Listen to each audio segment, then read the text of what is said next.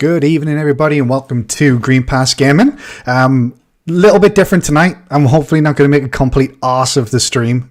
So it looks a little different than last week. Video's gone, larger video. Just trying to hopefully make things a little bit more stable than they have been the past couple of weeks. But looking forward to tonight's show. No Buxley this evening. Unfortunately, he does have some other plans. I'm sure he will be back next week. But we do have a very special guest this evening. I'm going to start with him, friend of the show. You will see him on the channel from time to time, and you will see us on his channel from time to time. We are joined by our good friend, the Indie Gamer. How you doing, Indie mate? I'm doing very well, thank you very much. Always a pleasure to join you guys. Honestly, love hanging out with you guys. So I really appreciate the invite once again to be back on. And you're indeed correct. We will be hanging out quite a lot as always. So yeah, it's always great having you on my channel. So even better to come and join you guys for some chat once again. So yeah, I'm looking forward to tonight big time. Got some cool things to chat about, I think, with the Game Awards and stuff. But yeah, just generally looking forward to hanging out and chatting some games with some great people. So thanks again for the invite. No, you're welcome. You're always welcome on this channel. Obviously, you're a good friend of ours, a good supporter of the show. So it's always a pleasure to have you on. Be warned, chat, porn bots are probably on the way, because whenever Indy turns up on the show, though, they do tend to sneak in. I'm tempted to put Luke's fault. That is. He keeps pressing them. I mean, last week they weren't here, and then we'll just wait. Yeah. I'm dreaded. Yeah, Luke is the bad one, though, trust me. Yeah. Speaking of Luke, we obviously do have a regular panelist, Luke Steele, on the show. Luke, how are you doing, my friend? Yeah, I'm very well, thank you. I'll be better when the porn bots are here and always chase me up. But no, very just well. add to the collection of bookmarks, Exactly. Yeah, get it in there. No, very well. And coming up to the end of the year now, so there's only a few more releases on the calendar, I suppose, and then obviously we're going to talk about the Game Awards. So it'll be an interesting chat. Yeah, well, as you say, look, that's going to be tonight's main topic of conversation. Obviously, the Game Awards nominees came out this past week. Some controversy, I think it's maybe fair to say. Indy, I did see one particular tweet from you about one big snub that I'm sure we'll get to a little bit later in the show. It's going to. I think I know the one you mean then.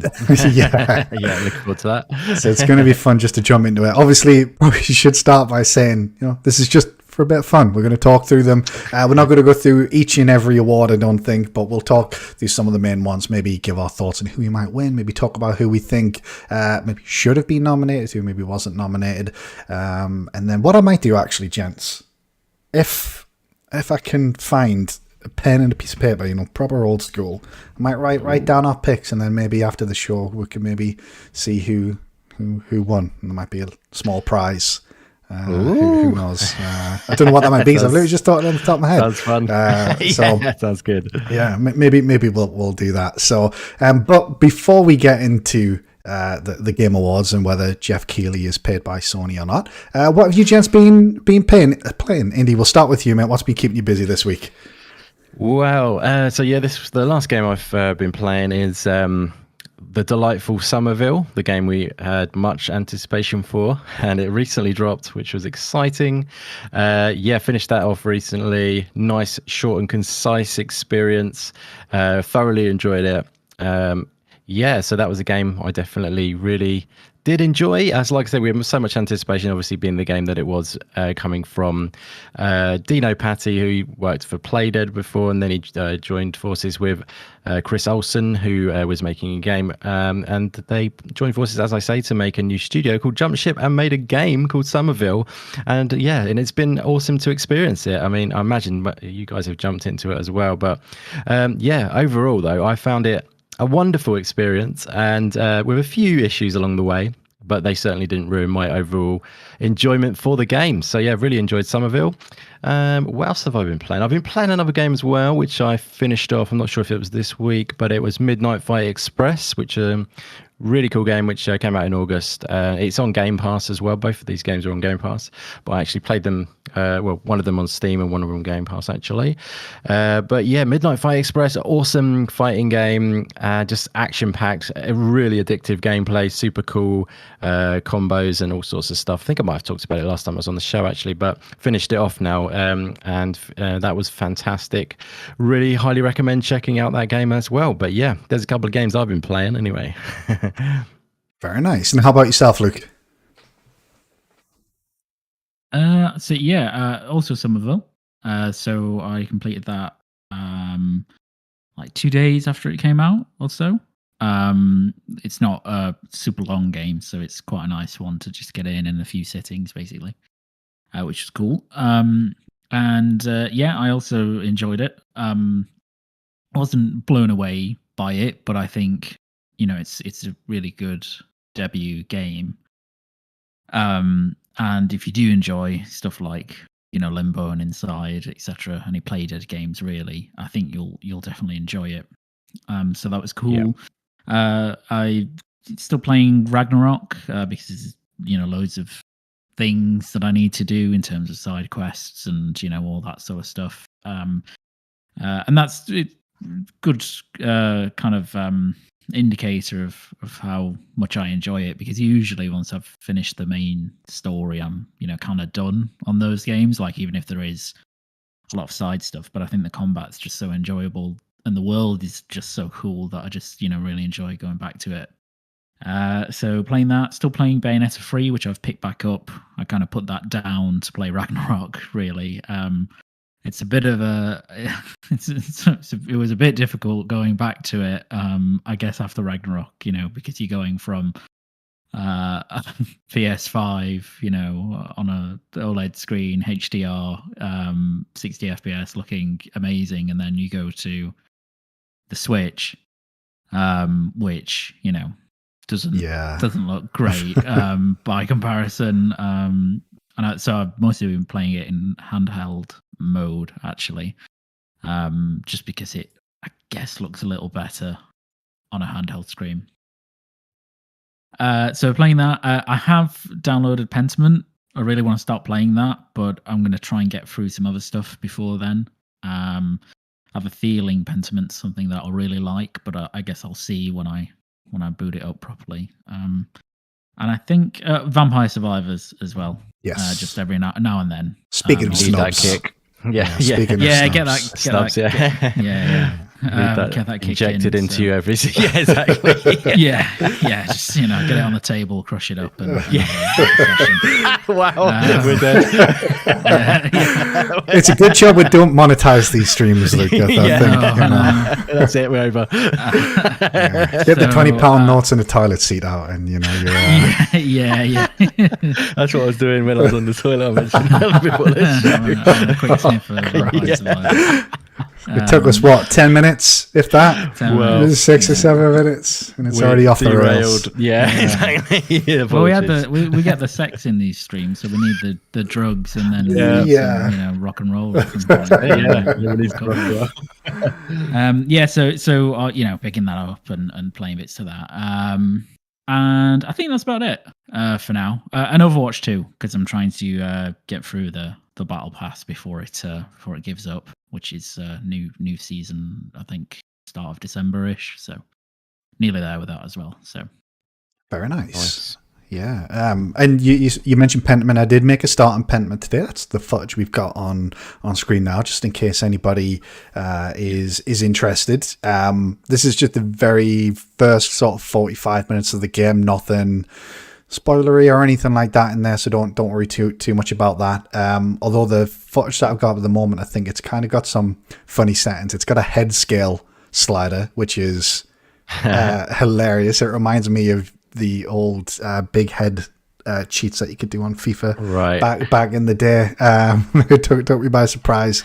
So I checked this out earlier today. I'm not really far enough in realistically to give any real thoughts on it. What I will say is the art style I do like a lot more than I expected, if I'm being honest. I think it's one of those games that similar to Indy. I think you'll maybe appreciate this. Similar to kind of like As Dusk Falls, where I think a lot of people were maybe put off by the art style, but I think in motion, for maybe lack of a better phrase, and when playing the game, I think it looks a lot better, and it genuinely looks beautiful to look at. I did have to switch the fonts to a more readable font though, so this is kind of this is with the more readable font setting on that you can see on screen. There is a more artistic font style, or whatever really? Is it it's like referred to. Like script style, is it? Yeah, it is. Yeah, but I was playing it on my laptop on a smaller screen, so it was a little bit harder to make out. But it's good they've got that setting in that you can very easily switch. So yeah, this is just sort of the first 45 minutes or so of the game, and I'm quite curious as to how it pans out. I believe it's about sort of 15 hours or so. So I'm gonna I completed Somerville this week as well. So now that's out the way, Awesome. I'm gonna be. Yeah, I'm going to be jumping into this, and like I say, I'm really curious to see how the story pans out. So it'll be good maybe to have a little chat about this a bit, not on today's show, but maybe in a few weeks' time. I'll be curious to see, look, what your thoughts are. And Indy, are you planning on picking this up or playing this Indy out of interest? I may do at some point. It's definitely not on the agenda at the moment for myself, but it's a detective game. Is that right? Is there comedy in this? Give me a little once over. There's definitely comedy. There's a couple of bits in just this first 45 minutes that did make me like chuckle to myself. I'll maybe try to point it out if I'm paying attention at the time. But yeah, I think it's from Obsidian. Josh Sawyer is the writer. He was the guy who was it Fallout New Vegas, I believe. I think I remember people saying that, because that's the best Fallout, isn't it? That people always celebrate, and then the fact that he's making this was a good game. Pillars of Eternity as well. Who's the main guy on that. So I think there's some good pedigree behind the writing. It's definitely interesting for sure. It is effectively a murder mystery, but at the beginning you wouldn't know that. I only know that because they've kind of described that. But at the beginning, you wouldn't know that was the case. Just kind of you're an artist essentially, and you're not really doing much at this point. You're just talking to other people, but you wouldn't really know that was the story behind the game at this stage. So I'm sure that comes in a little bit. It definitely looks interesting for sure. Some BMG says audio gone bad for Luke and Indy. They are correct. We had that one. We had that one time before, didn't we? It was for a split second that happened. I wonder if it will just be a momentary thing. Yeah, hopefully. Chat, do let us know. I was hoping we could go without any technical issues on this evening's show, but it looks like I'm out of luck. Hopefully, it's just a temporary thing. BMG says the better again now. Thank you very much, BMG. Cool. So. It might be some sort of bandwidth thing or something like that. I think last week, genuinely, I think it was just my laptop was maybe struggling under the stress of all the bloody browser windows I had open, which I kind of would hope not to be the case because I've got a decent, but I've only got 16 CPU gigs. have you got? I can't remember off the top of my head. It's like a Ryzen 5600H or something. It's like a laptop. CPU. That should be right. So, what Ryzen is that? Is that 5 or 7? Or? 5, I believe. 5. I believe it is. So, hopefully we don't have any other hiccups. Should be all right. But there's been a couple of parts in this where I can tell it's kind of got a bit of a humor to it. Indy. Nice. So I'm looking forward. It's almost like it looks like it's something like Monty Python-esque or so. Has it got that kind of humor? Is it or something like? Or is it more I'm not too sure. There's just been sprinklings of humor so far. Like I said, this is very, very early on, but I'm sure it does. It just get to it a little bit later. It reminds me of the game. I think it's called Procession to Cavalry or Cavalry. I can't remember which way around that goes. But there's a game on. I think it might still be on Game Pass, and it's just bonkers. It looks like Monty Python. It's really over the top. If you like this art style, then you can check out that game for ultra comedy and just bonkers game.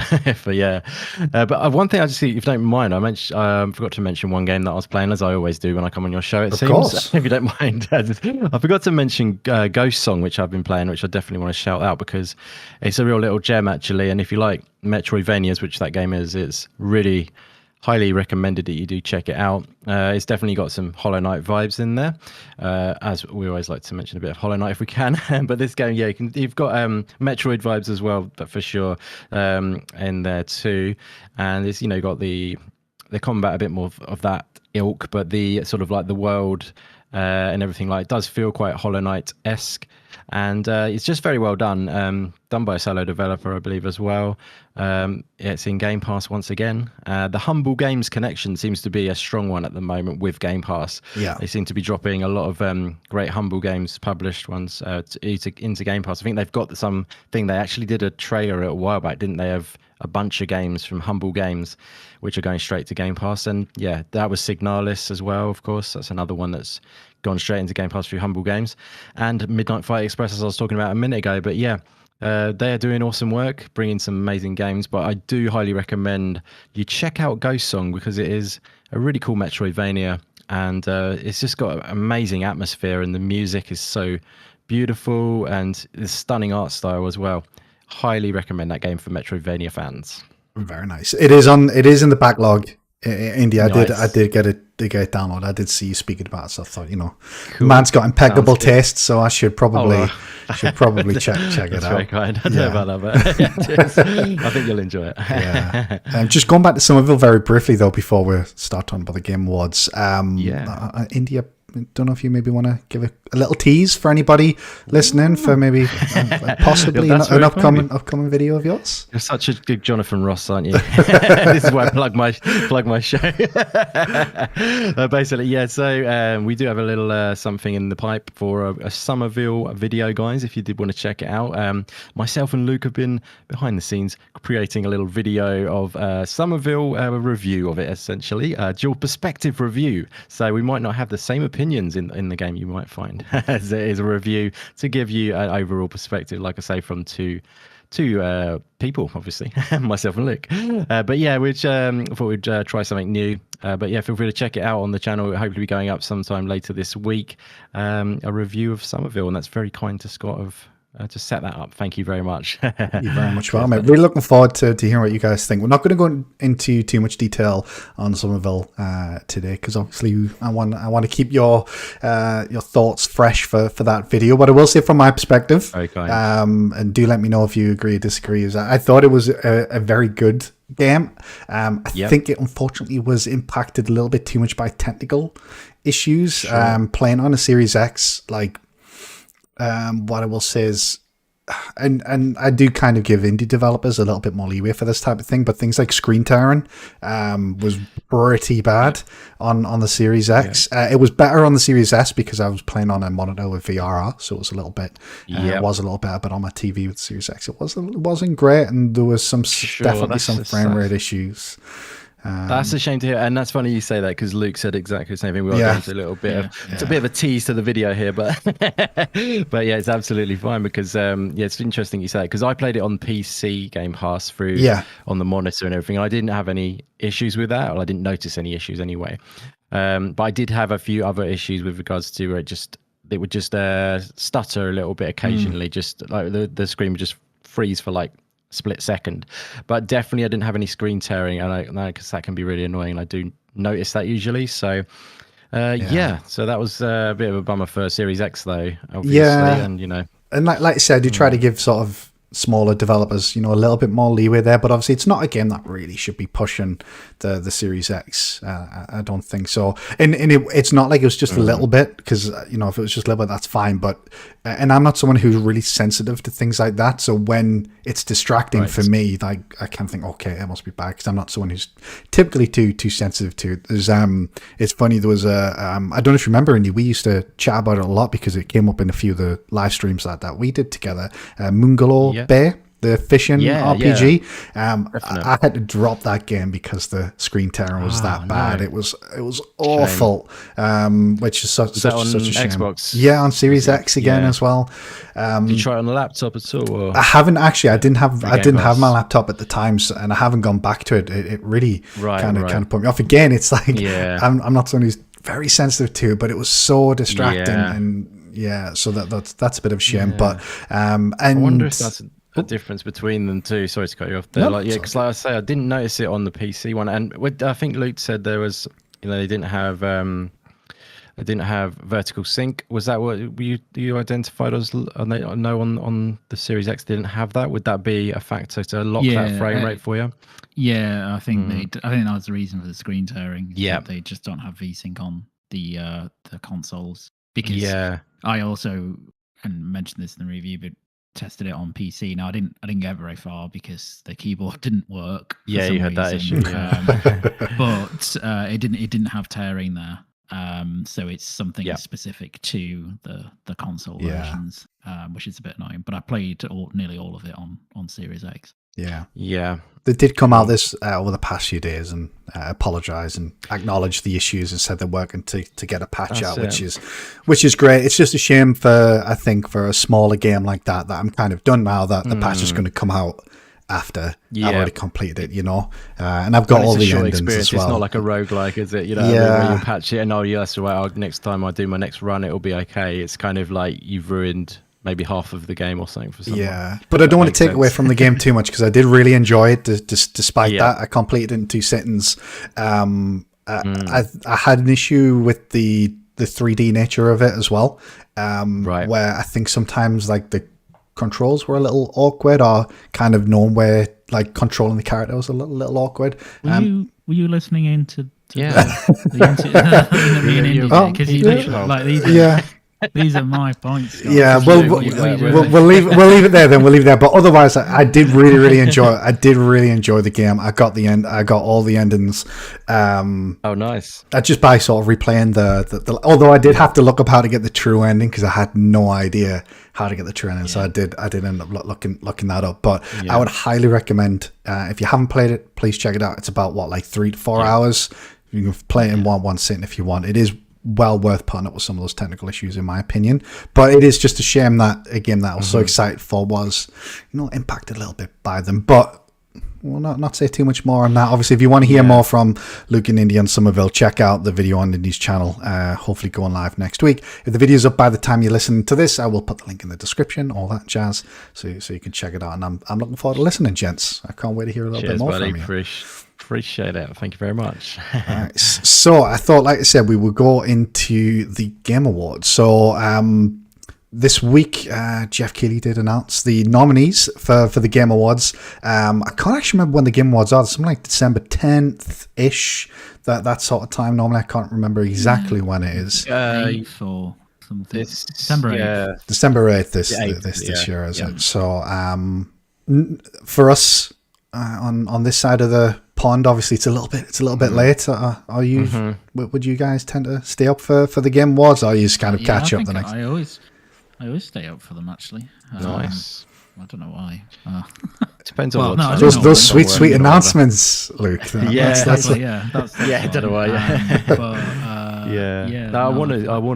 I endeavour to, but it's just whether I'm going to be dead fired. Is it a Sunday night or a Saturday night? No, I think it's a Friday. Thursday usually. Thursday. That's why I said Sunday, because I thought it was a school night for us, and I was thinking, can I stay up for it? So yeah. I think there'll be some good stuff in general. I mean, you're probably going to ask us what we're going to talk about in a minute, but in general, I think I'm looking forward to it. But hopefully it's going to fall on the right night. Yeah, I think it's Keighley's sort of best show of the year in my opinion.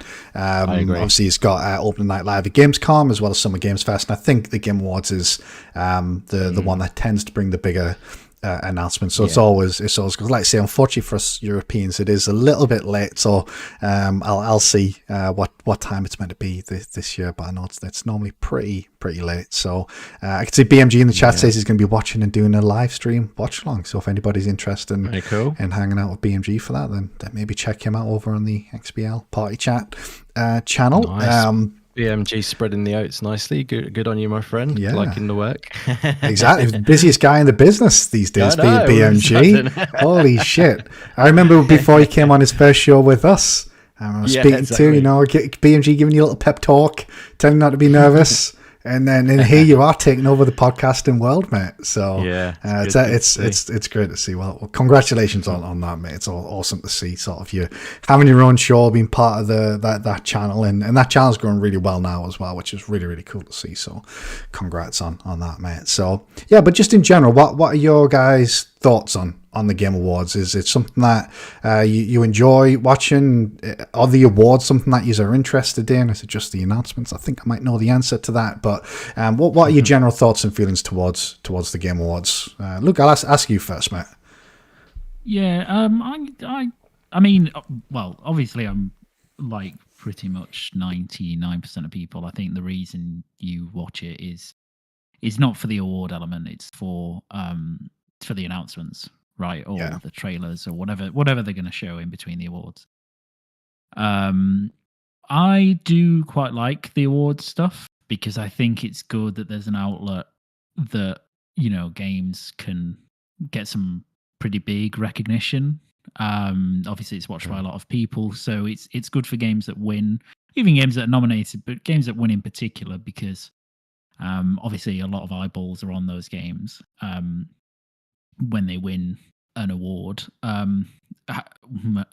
Most of them anyway. I think it's a bit difficult sometimes when, you know, some of the categories are kind of like really quickly delivered by Jeff, which they do for certain things. It's just like Jeff reading, you know, what the nominees are and then very quickly saying who the winner is. Whereas obviously the bigger categories get kind of, you know, their own presenter, their own intro spiel, much more like, you know, the Academy Awards and stuff like that. So it's kind of and I get why that happens, but it probably shouldn't. Like, if anything, they should probably try and do that for most, if not all, categories. Although then you'd end up with a really long show. Yeah, I know what you mean, but at the same time, it does honestly piss me off when they rattle off, like, because he does this during Summer Games Fest and Gamescom, I believe, as well, where they'll rattle off like 3 or 4 awards at once, and obviously they don't give the people who won the award, who, you know, whether you like the awards or not, you know, these people are getting recognition that they deserve. They don't have like even a moment just to savor it before you're kind of on to the next one. Or some of them are in the pre-show, and I know what you mean when you say that, Matt. Yeah, so I think that's an issue which they've had for a few years. I'm not quite sure how you fix that, really, without, you know, extending the show to a runtime that's probably not conducive to something enjoyable. So it's a bit difficult. It's a bit difficult. But yeah, I mean, like, you know, I'm pretty much like most other people. The reason I watch it is to see what's revealed and see what's there. But it is genuinely nice, you know, for the awards where the developers are actually there and can have an acceptance speech and stuff. It's nice to see them, you know, get some recognition for their game in as bigger platform as possible, to as big an audience as possible. I think that's really cool, and it helps. That element helps to legitimize, you know, games as a more creative medium, or just as creative a medium as film, albeit, you know, then it's kind of interspersed with, you know, world premieres and stuff. So that kind of takes that element back almost. But then again, that's the reason people tune in. So it's, you know, it's a weird balancing act, I guess, that Jeff's had to do for a while. It's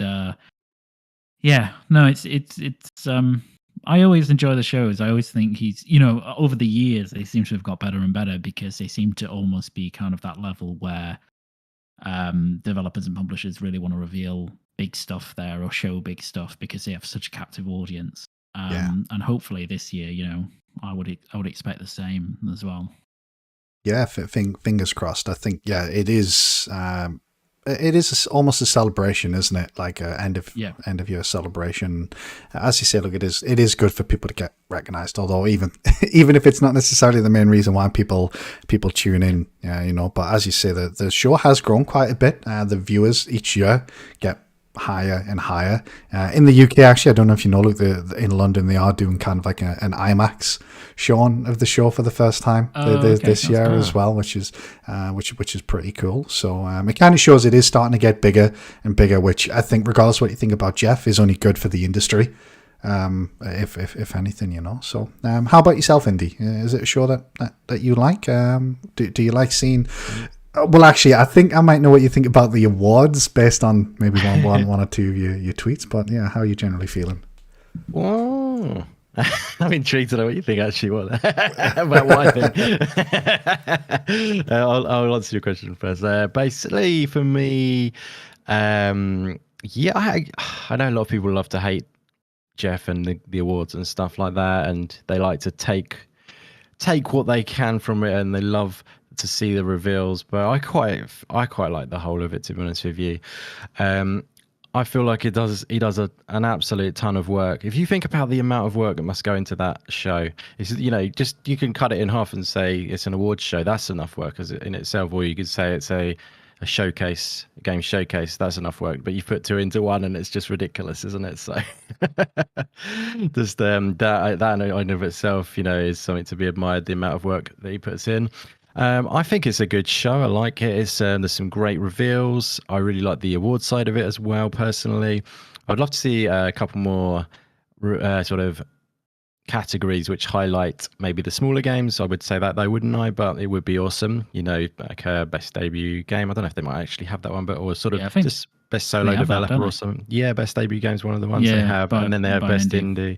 But something else to highlight, you know. Some smaller stuff, maybe most original. I'm giving away all my ideas, so I will stop talking because they're my ideas from my awards. You know what I'm saying, though? But just things like that would highlight some more of the broad audience. I mean, the ones I don't really get into, I'm happy to see them reel off them are, you know, the esports ones. I couldn't give a crap about that. You know what I'm saying? Well, just like get that out of the way quickly as possible. So I'm hoping they're the ones that he just reels off. But yeah, no, I actually really like it, and I say best debut game is cool because that highlights new talent.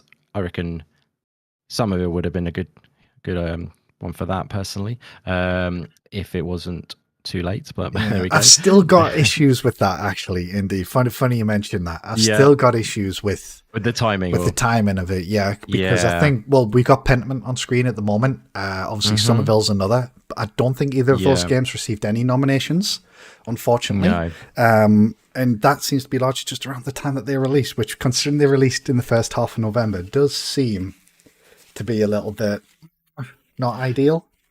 Yeah, I mean, the timing of it isn't the best. This space, obviously, I think I've seen you talking about this, Scott. You know, it's a good time to get a lot of eyes on the prize, basically. And, you know, it's a lot of people watching in that December month. Marketing-wise, it's a big month and all that side of things. So, yeah, there's probably a lot of that truth to that.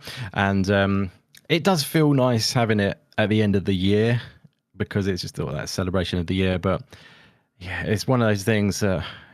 unfortunately, people are going to get knocked out of that. If you know, the thing is, I think they do it from like the end of last year to all the way around to the nearly the end of say November, whatever it is, the 10th, I don't know, of last year through to November 10th of this year, whatever it is.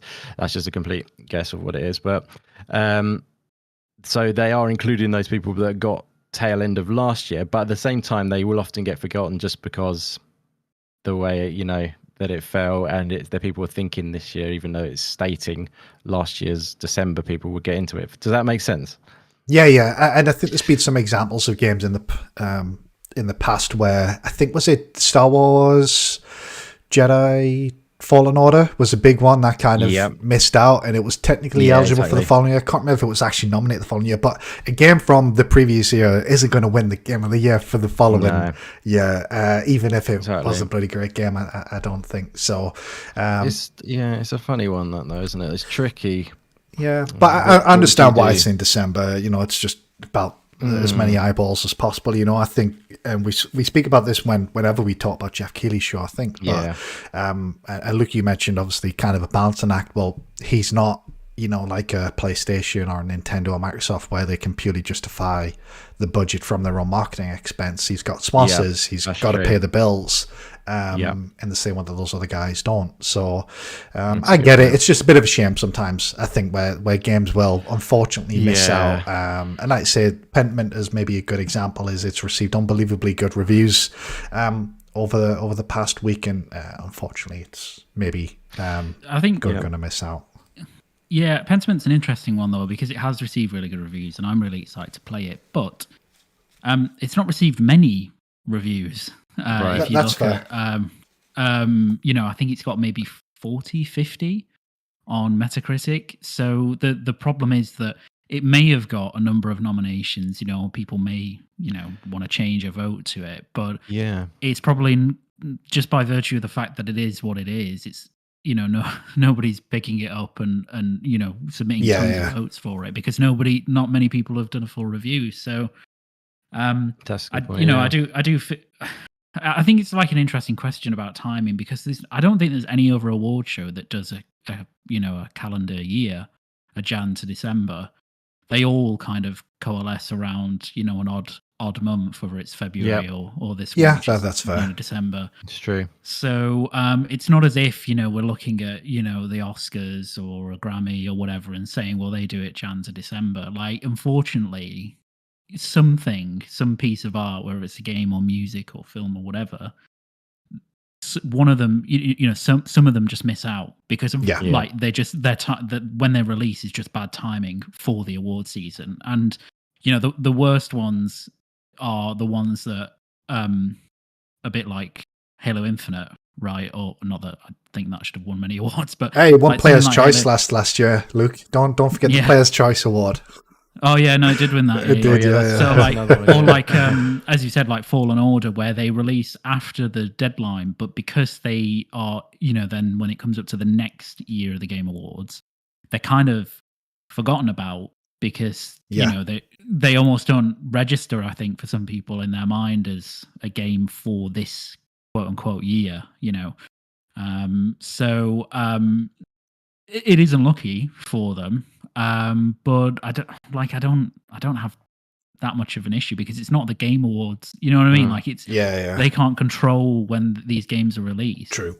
Yeah. So I do get that criticism, but I just, nobody can ever point to anywhere else in any other industry where where an award ceremony is held, in a January, because and it precedes a Jan to December year. It just doesn't happen. So and as we've all kind of said, we're more interested in the announcements than the awards anyway. So kind of exactly. When it comes out, does the complaint really seems a bit superfluous to that extent. It's a bit nitpicky. I think, and that's not to say it's not a legitimate criticism, because I think you can have a look at games that you genuinely miss out purely by virtue of when they're released, but that's a game issue more than a Game Awards issue, I think, at that point, and that's just bad timing. And I think as well, it's not as if look at some of the games that might have missed out, like Pentiment. That would have been cool to have representation at the Game Awards, because that's a very niche game anyway, and it would have been good to get more eyeballs on that, just in a sense of it's visible during awards. But Halo Infinite, Fallen Order, they're not struggling because they've missed the Game Awards, or that they haven't got Very tons good of point. nominations. So maybe let's stop feeling sorry for games, especially AAA games, because they don't need that much help, right? They don't need help from an award show. But still an interesting critique. But as you said, Scott, like, the problem is that it's just a great time to have an award show. So I don't think it's going to change anytime soon anyway. Exactly, mate. Exactly. So, I thought maybe we could dive into some of the awards. Not all of them, because as you said, Indy, there's obviously some like esports and maybe content creator. Let's dive into like the esports on its side exclusively. Content creator. Yeah. Oh yeah, content creator. Yeah. It's just like, That would be Scott and Luke, obviously. Yeah. But yeah, so let me just quickly bring up the entire list of awards, if I can, here, so we can see what exactly we have. Now, obviously, with these sorts of things, you often find out a lot of the same games kind of pop up. You know, a lot of the games that are in the game of the year nominations, you know, they're also in best art direction or best whatever. So there is obviously a lot of repeats, but I think that's obviously fine. So like I say, let me bring up the categories. So we have game of the year, which we'll touch on last, I think. Game direction, best narrative, best art direction, best score music, best audio design. Should those not kind of be one award? Best performance, games for impact, best ongoing, best indie, best mobile. I'm sure that'll be a big topic of conversation on the show. Best community support, innovation and accessibility, best VR, AR, best action game, action adventure. Again, why aren't those just one award? And then they go through the rest of the Christ, there's a lot of categories. And then towards the end, there's best esports athlete, best esports team, best esports coach, best esports event. I think we will be skipping them. So we'll start with the best game direction. Like I say, a lot of these are going to be coming up, and there's a couple in here that I'm really curious to get your thoughts on, because I think, Luke, you maybe weren't best pleased that one of these games maybe missed out on a few more nominations. So for best game direction, we have, to the surprise of absolutely no one, Elden Ring, God of War Ragnarok, Horizon Forbidden West, Immortality, and Stray. So, gents, I apologize. I do have to nip off for just one moment. So if you guys wouldn't mind, just maybe have a little bit of chat. What do you think about those nominations? Is there any that you think have missed out? And maybe what your picks would be? And I'll be back in just a few short moments. Cool. So, do you want to go, Luke? Or? Yeah, no. I quite like all of the nominees there, to be honest. Yeah. I think first of all, you know, 2 indie games. That's good. Yeah. It's the Indie Games podcast. yeah, exactly. Yeah. So, you know, nearly 50% of the games there are indie. Yeah, so that's good. Which is good, absolutely. Which is good. And I think if you look at Stray and Immortality, especially, their game direction is really, really, really strong. So, yep. I think so which one was it again? Sorry, do you mind recapping? What was the indie ones, Immortality and Stray? We're talking about best indie now. Sorry. No, this is on best game direction. Best game direction. So what were the other ones in this? Elden Ring, Ragnarok, and Horizon Forbidden West, as well as Immortality and Stray. Yeah, so like you've loved Immortality, haven't you? It's been one of your favorite games this year, and you can clearly see, even though I haven't got into that yet, which I really want to do, you can see how much of a incredible direction that game has. It's like really unique, isn't it? The way they've approached the game, it's just it's a good candidate for best direction, isn't it, for sure? And then you've got like Stray, like you were just saying, like that's again a very unique and clever idea, isn't it? Juxtaposition between the amazing world and your favorite thing in the world. Well, one of them anyway. Cats. Cats, yeah. Depends on the day, but but yeah, I mean, Immortality, I think it's a really interesting one, because I think out of any on that list, that has probably the most innovative direction and design in terms of its game direction. It's very, very, very different to any of those. I mean, exactly. the other 4 can be very broadly compared in some ways, in that they're all third person games. They all have an action element, they all have an adventure element, they all have kind of particular world design, etc. But Immortality is not like any of those, and it's doing something that's quite unique. Exactly. So I think that's a really strong one for that category. But then, I mean, luckily I've played all of them on this list. That's pretty cool. Which is cool. So nice, yeah. But it's I guess it depends on what you're looking for in this. I mean, it depends on the overall impact that some of these games have on you. But especially Ragnarok and Elden Ring, I think they're not doing anything super new in terms of game direction or design, or anything like that. But they're just so cohesive in terms of their worlds, and you know the direction of those games is so strong throughout. I think that it'll probably be one of those that wins, as it will be for most of the categories that they're both nominated for. It's kind of, you know, I think one of those will win whichever. Yeah. But I don't know. What do you think? I mean, I know. I don't know how many of these have you played? Not any actually, but No. I think I thought that, because I think Immortality is probably on your back burner, isn't it? It's, and Stray is one I want to get to as well, but it's not been like top of my. I mean, I can see it's wonderful. It's kind of, I don't know, the traversal in the game is the thing that sort of made me not jump into that straight away, if you know what I mean. I felt like that's what put me off it. The world's beautiful, and I'm sure it'll be a really lovely game to play. But yeah, like, so there was like, you say there was God of War, there was Elden Ring. Is that all of them, or is there one other? Sorry, that I've missed there. There's Horizon Forbidden West. Horizon, yeah. So I haven't played any of those, which makes me sound like a real fraud. But especially when there's indies on the list as well, indie. So with 2 indies on there, two indies that you've not even played. It just happens to be 2 that I haven't actually checked out. It's an absolute disgrace. So it's a disgrace, and I should be fired right now. He's a fraud. Just call you the gamer. Not even just you exist. But yeah, no, I know 2 games which look amazing. Those 2 indies on there for sure. And I can definitely, the thing about those 2, I know it sounds a bit, again, fraudy, but like you can see the direction in those games shining through, even though I haven't played them, you know what I mean?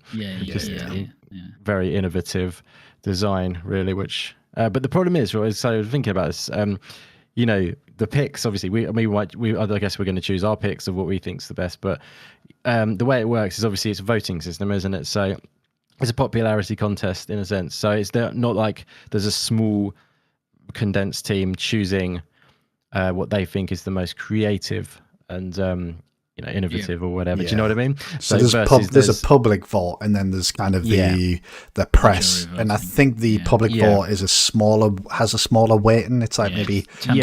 Is it 10%? Look, 10%. Yes, it's a blended vote between the jury, 90%, and then public 10. Which is good, and what I mean by that as well is, you know, all of the outlets are going to vote individually for their game, sort of thing, as an outlet, if you see what I mean. So, you know, Easy Allies will chat about it maybe, and then decide which one is their best pick on that. And then, you know, so then it's voted each one, and then they probably count the votes from each of these different outlets, if you see what I mean. So it's obviously going to tally up. It's not like, I say, one person or like a very condensed team, like 3 people just saying this is super creative, it deserves to win.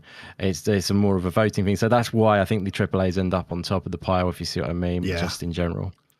They do have the jury listed on the website if anyone's interested. Obviously, Easy Allies that you mentioned, either one of them, you know, the likes of Game Informer, Giant Bomb, GameSpot, IGN, Kind of Funny, etc. So you're right. There's not just, you know, a couple of like hidden people in the background. There's like a really big selection of media that's involved that vote. So what I should probably do as well, actually, because there is a little bit of like a sub headline for these in terms of what it means, because some people might think like best game direction, what does that even mean? I guess in a lot of things, and here they do say awarded for outstanding creative vision and innovation in game direction and design.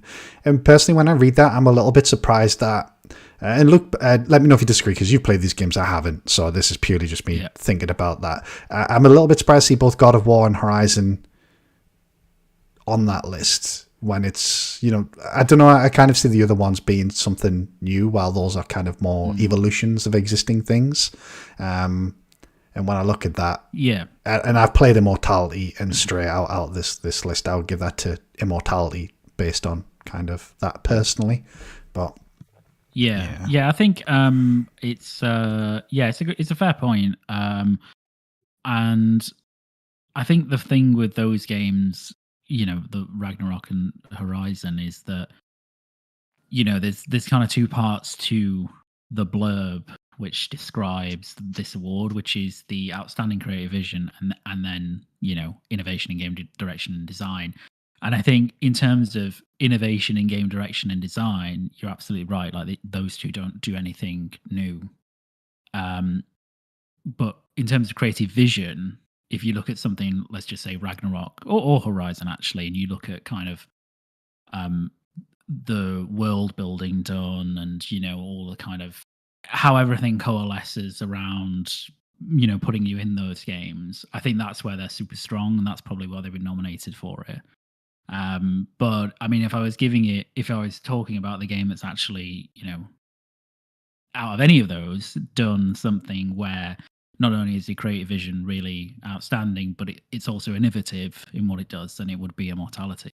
Which is why I think I did. I did my vote the other day actually, because like I had a spare 10 minutes and I voted for Immortality in this because I think it's the one that's the genuinely that's a game that has Sam Barlow, and he is the singular creative vision for that game, and it's very much his game, and you can feel that in the way that the game is built and the vision that it delivers upon, so I think and it's also the most innovative in terms of its design out of any of those. As I was saying to Indy, the other four you can really broadly categorize into third person games with action and adventure. Immortality is nothing like any of that, so I think it's that's its own genre on its own, isn't it? It's its own thing. I mean, it's essentially Sam Barlow's own genre. It's just his brain in game form. Yeah, exactly.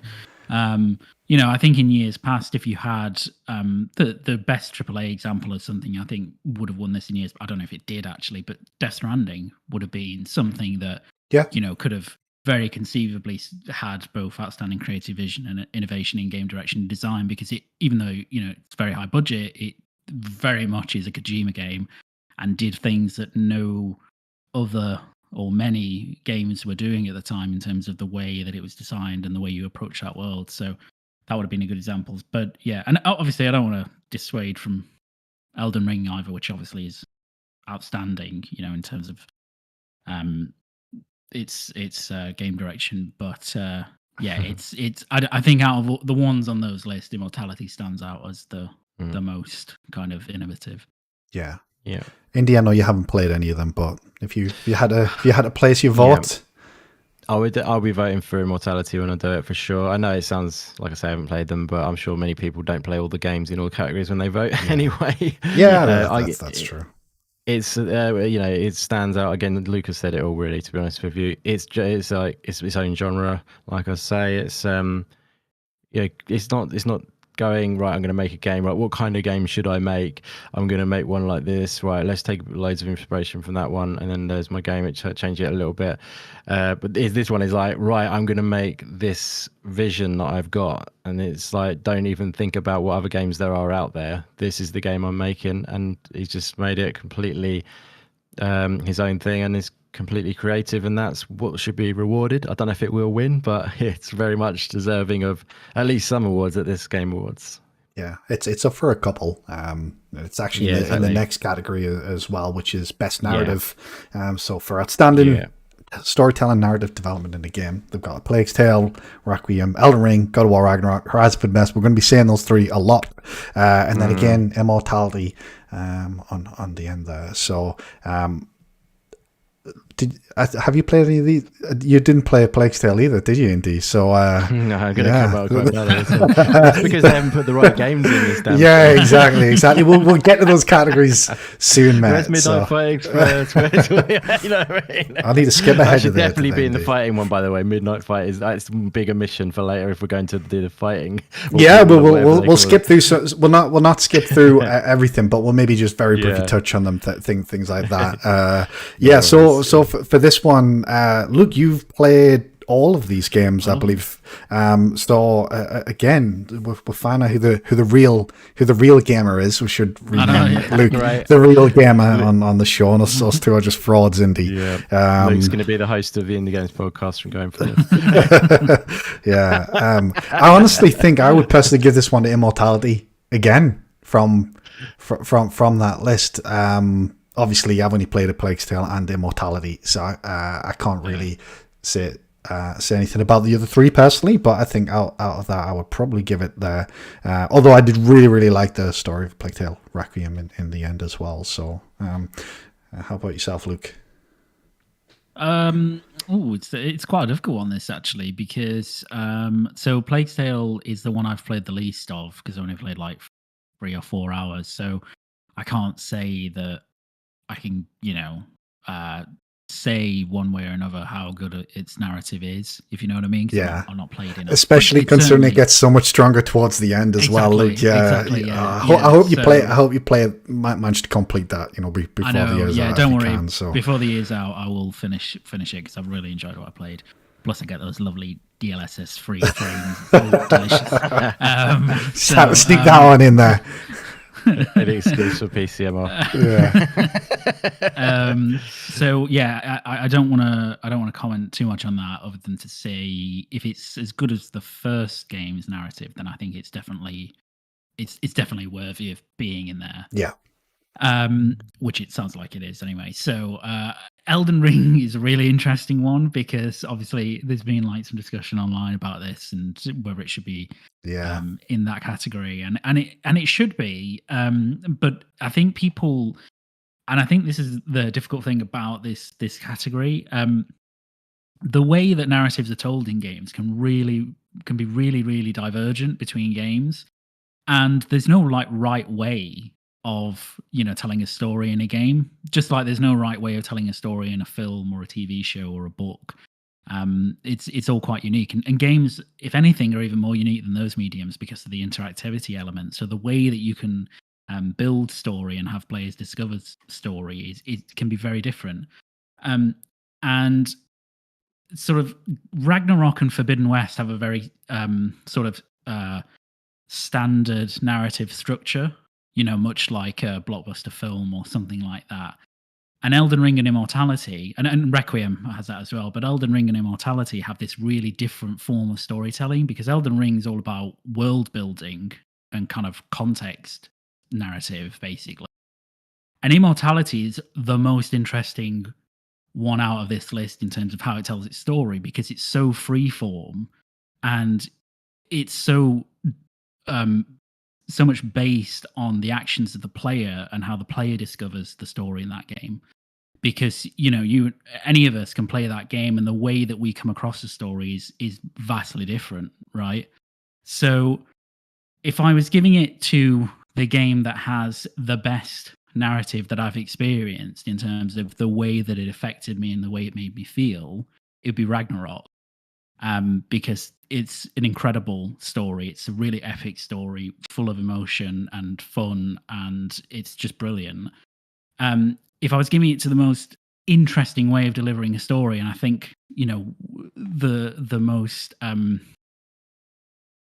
unique of the stories, then it's Immortality, because that had an incredible narrative, but it was just a very different way of receiving a narrative as a player than something like Ragnarok or Forbidden West. So I actually, in the end, I voted for Ragnarok here. Interesting. Because that was the one that had, because I was looking at it from a perspective of which one had the ultimate impact on me in terms of, memorability. And obviously Ragnarok has a bias for me anyway, because it's the one I've most recently played and finished, whereas Immortality was a few months ago.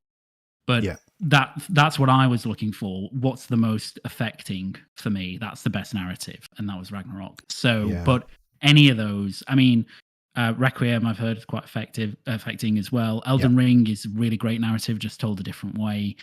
Forbidden West is probably the weakest. I mean, it's a really good story, but it's not. It's a kind of it's a Marvel story, let's put it that way. You know what I mean? Like it's kind of MCU, good MCU stuff. And then Immortality is so freeform and unique, and it's an amazing story. But I think people's experience with Immortality, because it differs so much, that will probably impact how they feel about the narrative. Because if you're someone who really wants to be handheld, through your stories, that's not going to be a good thing for you. You know what I mean? Yeah. I remember Immortality, we spoke about it quite a lot afterwards, and I missed some pieces of the puzzle.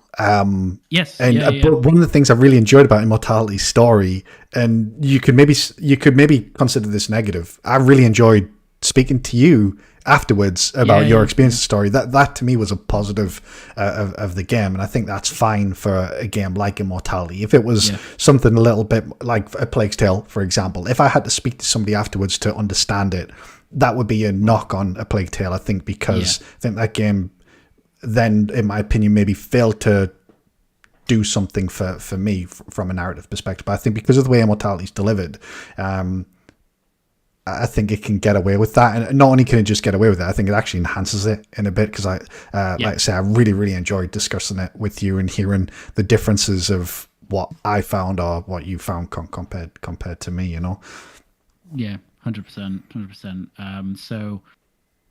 Oh, maybe I should change my vote. The thing is for this, Luke, and I don't know whether this would be like a good or a bad thing. Let me know. Is the way I would kind of look at these is I don't know whether this is a good thing. Like if I looked at just those past two votes, game direction and narrative, I would kind of want to maybe give one to one and one to the other, even if you know what I mean. Like if I voted for game direction for Immortality, then I would maybe think, okay, well I'll throw God of War a bone. Not that you need to throw God of War a bone, obviously, for narrative or vice versa, if that makes sense. Because I kind of would want to try and have all the games recognized in some way almost. I don't know if that's a good way of doing it, and whether that's kind of the intention behind it. But I would like to see Immortality win one of those awards. I wouldn't necessarily mind which. I would just want to see it get recognized for either of those things, if that makes sense.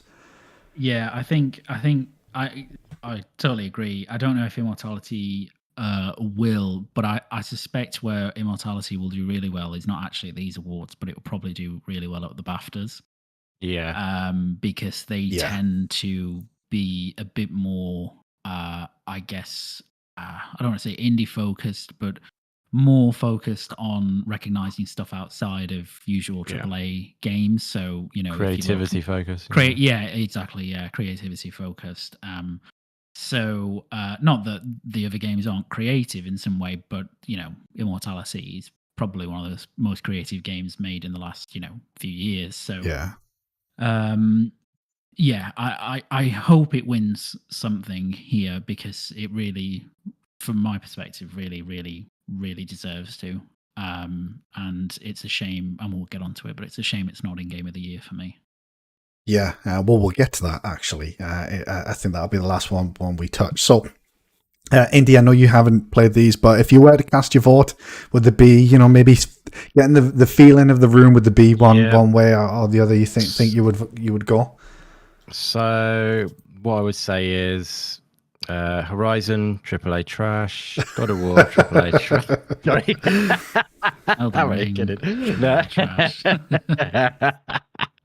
No, obviously some big names in there. If I'm voting, which I will vote, and it's terrible voting when you haven't played all the games, but it's got to be Immortality. I've got to reward that creativity, man. Yeah, you know what I'm good. saying? I just want to, I know it's a strange one, but you can put them side by side, and with God of War and you've got Horizon Forbidden West, it's both incredible big games. They are sequels and they are using a formula. Elden Ring is a bit of a breakout of the regular formula, open world. Plague's Tale is doing the same thing again, in my opinion, but again, I haven't played all these, so it's very fraudulent for me to say all this. But and like I said at the beginning, just in case anyone, this is fun, we're just having fun here. This is serious, so whatever Indy says, even if it's a bad take, that's fine. Baby. This is a safe space for these sorts of things. So we're just having fun. So. This will be clipped, of course, and used against me. Yeah, I'm just clipping the one where you've said I've played no games. Things that they've. they've done before, if you see what I mean. That's what I'm getting at. Obviously, they're all That's doing fair. very, very well, from what I can tell. Engage Immortality. I suppose you could say the developer's done similar kind of ish things before as well in his previous games, but I just think the creativity should be rewarded, and that's probably where I should leave it on that particular one. and gents, please do say if there's anything that you think is maybe I want the snubs. So if there's any snubs for things like game design and narrative, then please do shout because these are effectively kind of like popularity contests, essentially. Yeah. So there are going to be maybe smaller games, Indy, obviously your realm that maybe miss out. So please do say if there's any snubs on any of these categories that we go through as well. So Sounds good. what was next then? We do have best art direction. A lot of the same games there. I don't really have too much to say on art direction, but I'll quickly read out the nominees and you guys can let me know what you think. But we've got, again, Elden Ring, God of War, Horizon, Scorn is on there as well. And then, although my phone has crashed, I believe the other one is Xenoblade Chronicles 3. Astray on that one. Yeah. Yeah, that is a controversial inclusion in the main award. Like I say, we'll get to that a bit later as well. So lovely. So we got Stray for that. I think we can all kind of agree. And then next was best score and music. We got A Plague Tale, Elden Ring, God of War, Metal Hellsinger. I loved Metal Hellsinger. That's such a good game. And Xenoblade Chronicles 3 again, making another appearance. Any thoughts on those, gents? So score and music, are we talking now? Yeah. Score and music. Yeah, score and music, mate. Cheers. Yeah, Sorry, I'd probably give that to Ragnarok again. Oh, okay. Interesting. Just because I think Bear McCreary is amazing, and the scores for both games are really incredible. But also Elden Ring, you could pick between it. Metal Hellsing is amazing, really, really amazing, and obviously one of its strongest points is its soundtrack. I mean, obviously it's kind of based around music. But I don't. Obviously, that is a very particular type of music. It's metal, which I love, but that will kind of disbar it from many people's consideration. And I think obviously that music is only intending to do one thing, right, which is to drive you through the levels of the game. Whereas Ragnarok and Elden Ring are kind of they're so varied in terms of their soundtrack, because obviously they're trying to invoke different things at different times. Yeah. So they're a bit more, I would imagine, a bit more difficult to actually come up with and compose.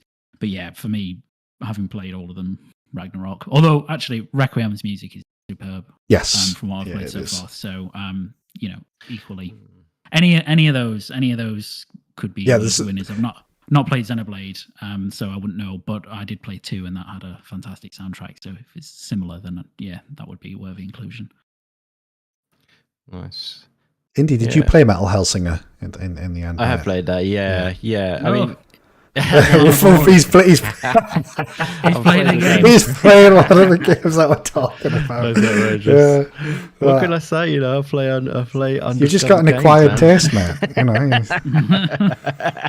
Yeah, but I did play that one. So, but yeah, that one, is obviously a kick-in soundtrack for sure. But it's kind of one-trick pony, isn't it? I suppose you could say if you were going to say anything against it. But yeah, I mean, I think there's quite a few which actually could have been on here which aren't, like Cult of the Lamb, which has got a nice soundtrack. Yeah, it's got a nice soundtrack. Yeah. And for art direction as well, actually, Cult of the Lamb's maybe one that has maybe lost out a little bit there, I think, because I thought that game looked excellent. Its visuals, when I played the demo after Luke recommended it, was one of the things that even just on my non-HDR monitor just looked unbelievable. So yeah, definitely. It looks amazing, actually, that game. Super strong art style. There's quite a few really that could have gone. Again, I've only playing it at the moment, but it's already striking me as awesome soundtrack, which is Ghost Song. Very like kind of atmospheric sort of soundtrack, and even like going back to just thinking As Dusk Falls, that was a pretty good soundtrack if I remember rightly. Yeah. A good narrative as well, yeah, maybe indie as well. in the narrative, I I mean, would it was the definitely would. only that was the Yeah, game, the narrative, So exactly. Yeah, the narrative surely should have. I reckon that is definitely a deserved to be in the narrative one for sure. Um, I know some people weren't as hot on it, but actually, I think quite a few people were surprised by that, and they were really engrossed. yeah. So yeah, it's a shame not to see that. I don't know if it's in any categories, is it? As this I feels, or don't think so. I think that's again just coming back to the whole popularity contest side of yeah, things. I think just not exactly. enough people played that game, as Luke kind of alluded to with games like Pentiment, Yeah, exactly. earlier on. So I think that one definitely deserved to be in the narrative. But yeah, I mean, there's a lot, and one again, like I've talked about it earlier again, but it's fresh in the mind. But the soundtrack is really kicking on Midnight Fight Express, super like energizing sort of soundtrack, just what you need to as a soundtrack to smashing people's faces into, yeah, into the wall and stuff, you know what Yeah. I'm saying? Where you just want to be like pumped. But it does an amazing job. Like super like awesome electronic soundtrack. Yeah, does an amazing job on Yeah. that. But these kind of games, unfortunately, they go under the radar for this kind of thing when the voting comes into all the different outlets. But yeah, like, you know, obviously the ones on there can't really comment other than Metal Hellsinger, which is a cool soundtrack for sure. I love a bit of you know, chunky guitar sounds Yeah. and, you know, metal and all that. But yeah, so if I wanted one to win out of this lot, I would just say Metal Hellsinger. Yeah. But yeah, Metal Hellsinger, the first time I got the max multiplier, it just blew my Yeah. mind. The first time I got that, it like I had my headphones on, and it just had me grinning the whole time. And I'm Love it. kind of like that type of music. I wouldn't typically listen to it, to be perfectly Yeah. honest. Okay, cool. But in that game, it was perfect. So. Yeah, so you enjoy the rhythm-based games, do you, in general, do you think? Obviously, I think so. I mean, I don't play them too much, but I did play a shit ton of Guitar Hero back in the day, Yeah. So So there's a couple others for you to look out for. Then got Bullets per Minute. You've probably seen that one already. yeah, I've but that's seen already out. that one. And there's also one coming up which is available as demo available on Steam called Gun Jam. I recommend checking that out if you like that one. this. Yeah, basically Metal Hellsinger, but actually I feel like it plays better than that. So give it a shot and check out the demo. It will run nicely on the old PC you got there. So yeah, check out Gun Jam. Very nice, very nice. So moving on to the next award, then we got Best Performance, which awarded to an individual for a voiceover, acting, motion, and or performance capture. We've got Ashley Burge from Horizon Forbidden West, Charlotte McBurney from A Plague Tale, Christopher Judge from God of War Ragnarok, Man Gage from Immortality, definitely getting represented quite a lot in these, and also, apologies if I pronounce this incorrectly, but Sonny Suljic from God of War Ragnarok. Is that a trace, Luke? Yes. Yeah. Yes. Apologies, I wasn't familiar with that. So there's a couple. I mean, take your fucking pick with any of these. To be perfectly honest, I imagine they're all very good. Charlotte McBurney as Amicia in both Plague Tale game is ridiculously good, and also Man Gage. I know that we talked about it after finishing Immortality. She was unbelievable in that game as well. Cool. So. And obviously, Christopher Judge has one of the most iconic voices in the industry, and Ashley Burge is just one of the most iconic voices in the industry as well. So it's funny. I've been watching Mythic Quest. I don't know if you guys have watched that. She's in that as well. It's weird seeing her and her voice together, because it's not something obviously you're too used to, but she's good in that as well. So good at voice actor, I personally would flip a coin between Charlotte McBurney and Man Gage. I wouldn't really care who won either of those. Again, it would be nice to see Immortality get some recognition. I think it's almost like if Immortality doesn't get any of the others prior to this, I would like Man Gage to get this year almost. So exactly, yeah. Some excellent performances are. It's almost a shame some of that kind of these are narrowed down to 5, because someone's missing out. I thought they did 6 last time, but then I was wrong. Is it 6 last time or? I mean, I'm not sure. No, I think it's 5. I think. Yeah, all of these at the moment have just been 5. So yeah, so I was thinking last year. For some reason, I felt like it was 6 last year, but maybe it's. I think if certain stuff happens in the nomination element, you can have a six nominees for a category. Right. If, for example, because the jury selects 5 games and then it's all tallied up. But if if you get like number 5 and number 6 have the same amounts, then you'll get 6 nominees in a category. There's 6 on the next category actually, and there's maybe a surprise in there for you, India, as well. So we'll come on that one next, but there's definitely 6 in the next one. So, I guess Indy, you've not necessarily played these, as we've discovered, the fraudulent gamer. I mean, obviously, because it's a performance thing, I would have to actually play the damn thing to know. That's excellent performances all around, regardless. So. I'm sure that would be always in. But I can imagine that the immortality performance would be pretty cool by what I've seen in footage that I've seen. Yes. But I'm a big Ashley Birch fan in general. Not so much in Horizon. Not that I haven't played that, so that's one thing. But in other games where I've seen her, and she's always been awesome. And just in general, she's a cool person. She is, she is. So, but look, you've obviously played all of these as well. So is there any performance in particular that stands out to you out of those 5? Well, there's 2 that are like the performances, I think, for me, which are Christopher Judge and Man Engage. But I would be shocked if Christopher Judge doesn't win. Genuinely, I think he is.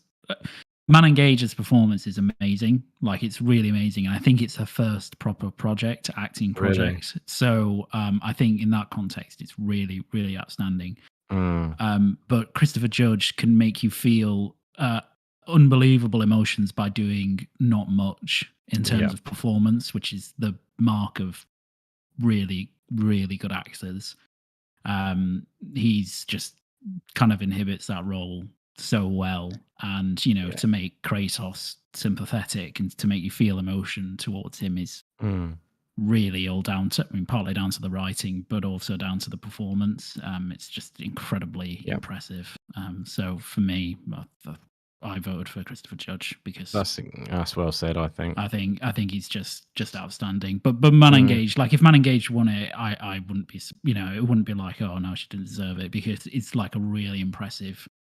Really, really impressive performance for someone, for their first big thing. And obviously she's just in the game, right? She's not mocaps or anything like that. She's just her acting. Like, she's acting as in actual scenes effectively. Because that's what they did for Immortality. They effectively filmed.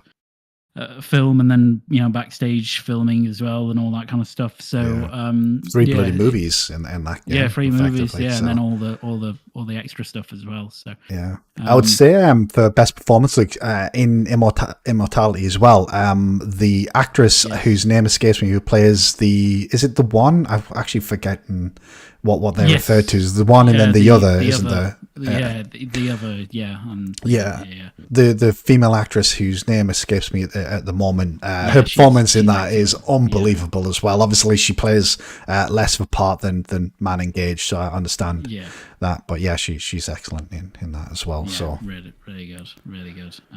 But all of those really good performances. Yeah, really absolutely. I wouldn't necessarily care who won that. Obviously, any of them I think deserve it. Absolutely. And then next, Indy. So this might be one that's more up your street. So we've got Games for Impact, for a thought-provoking game with a pro-social media message. Now, these games, let's say there's 6. There's A Memoir Blue, As Dusk Falls. So there is a nomination for As Dusk Falls this year. Cool. Citizen Sleeper, Endling, Extinction is Forever, Hindsight, and I Was a Teenage Exo Colonist. So I've only played As Dusk Falls from this list. So that would probably just be naturally where I would vote. But have you checked out many of these games, Indy?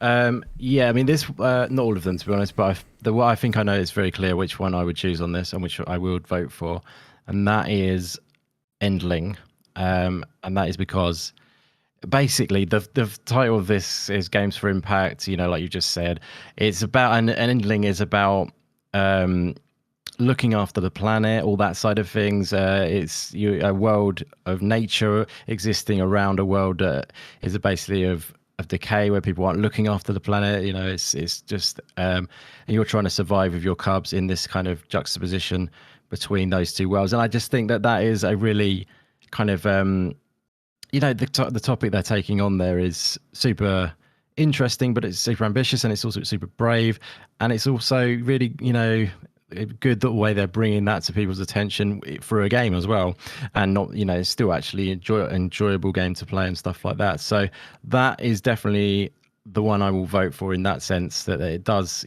bring that attention to that. I mean, when you say as dusk falls for games for Impact, I don't really get too much of the connection there. Do you?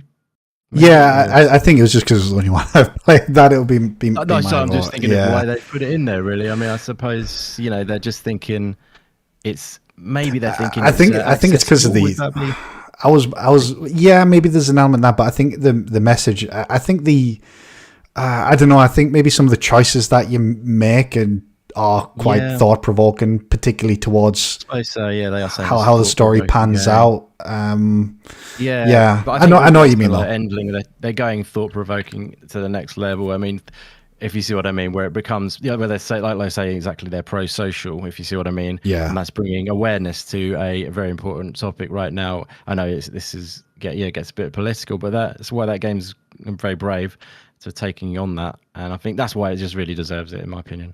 Yeah, no, that's fair. I think this is a good award, just in general, even though I haven't necessarily played the game. I think it's a good category of award to have to highlight that type of game, So, Luke, have you played many of those games, mate? No, this is where I'm the fraud. I was going to say, who's the fraud? I've only played opposite fraud. I've only played a couple from me, to be honest. So.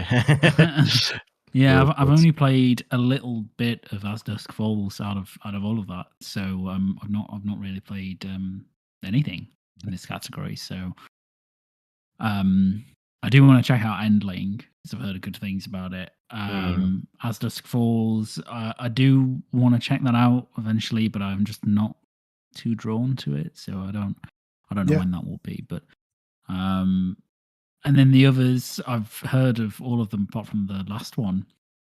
Actually, I haven't heard of I Was a Teenage Ex-Colonist before, but so I don't have much of a view, because actually I think really for that category you kind of need to finish those games to get the full message of the story, and stuff like that. And but it's I think it's a really cool category actually, because it's something a bit different. It's not something that you would typically see in your standard award shows. So I think that's really it's cool that it's there. Yeah, I agree. I just hope, look, it's not one that gets relegated, as we said at the beginning, just a kind of one of like three or four. Yeah, I think considering what that award is about, I think that does need to be savoured in a way. Yeah. So I think they're going to hopefully do that. Surely, like I say, be distasteful to see that, wouldn't it? Really, with that. Yeah, I think so. I think so. But at the same time, Indy, I do recall. I think it was was it last year?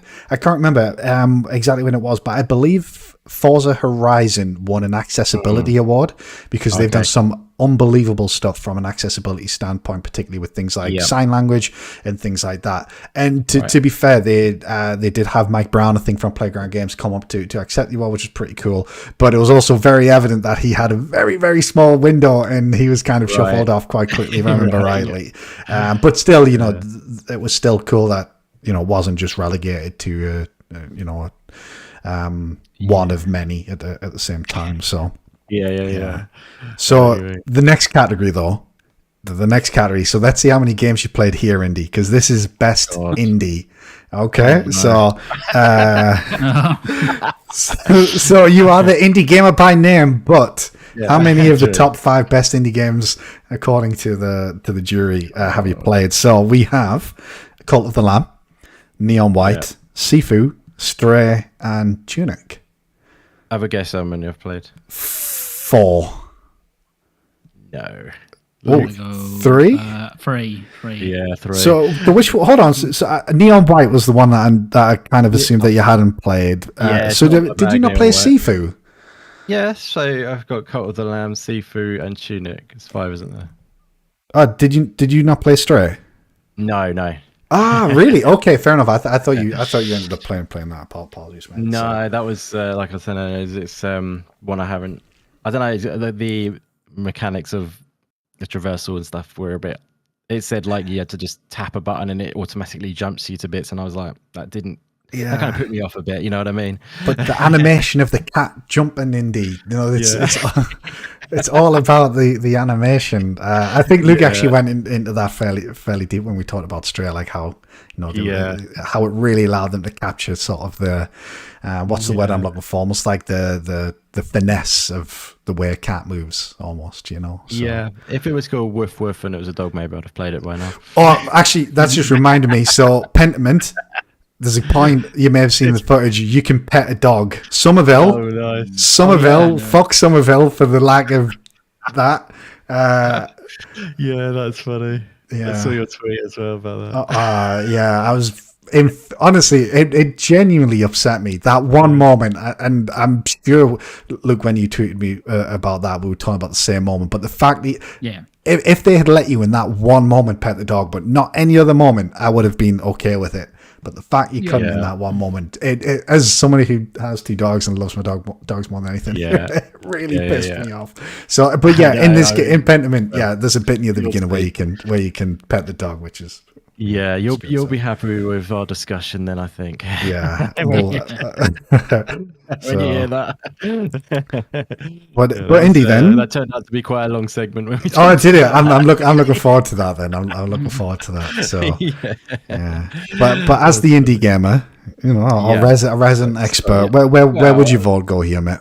Yeah, okay. Where would my vote go? Just to confirm, obviously, Neon White not really my thing as much. I know you love it and all that. I haven't played it though, but I do like the look of it.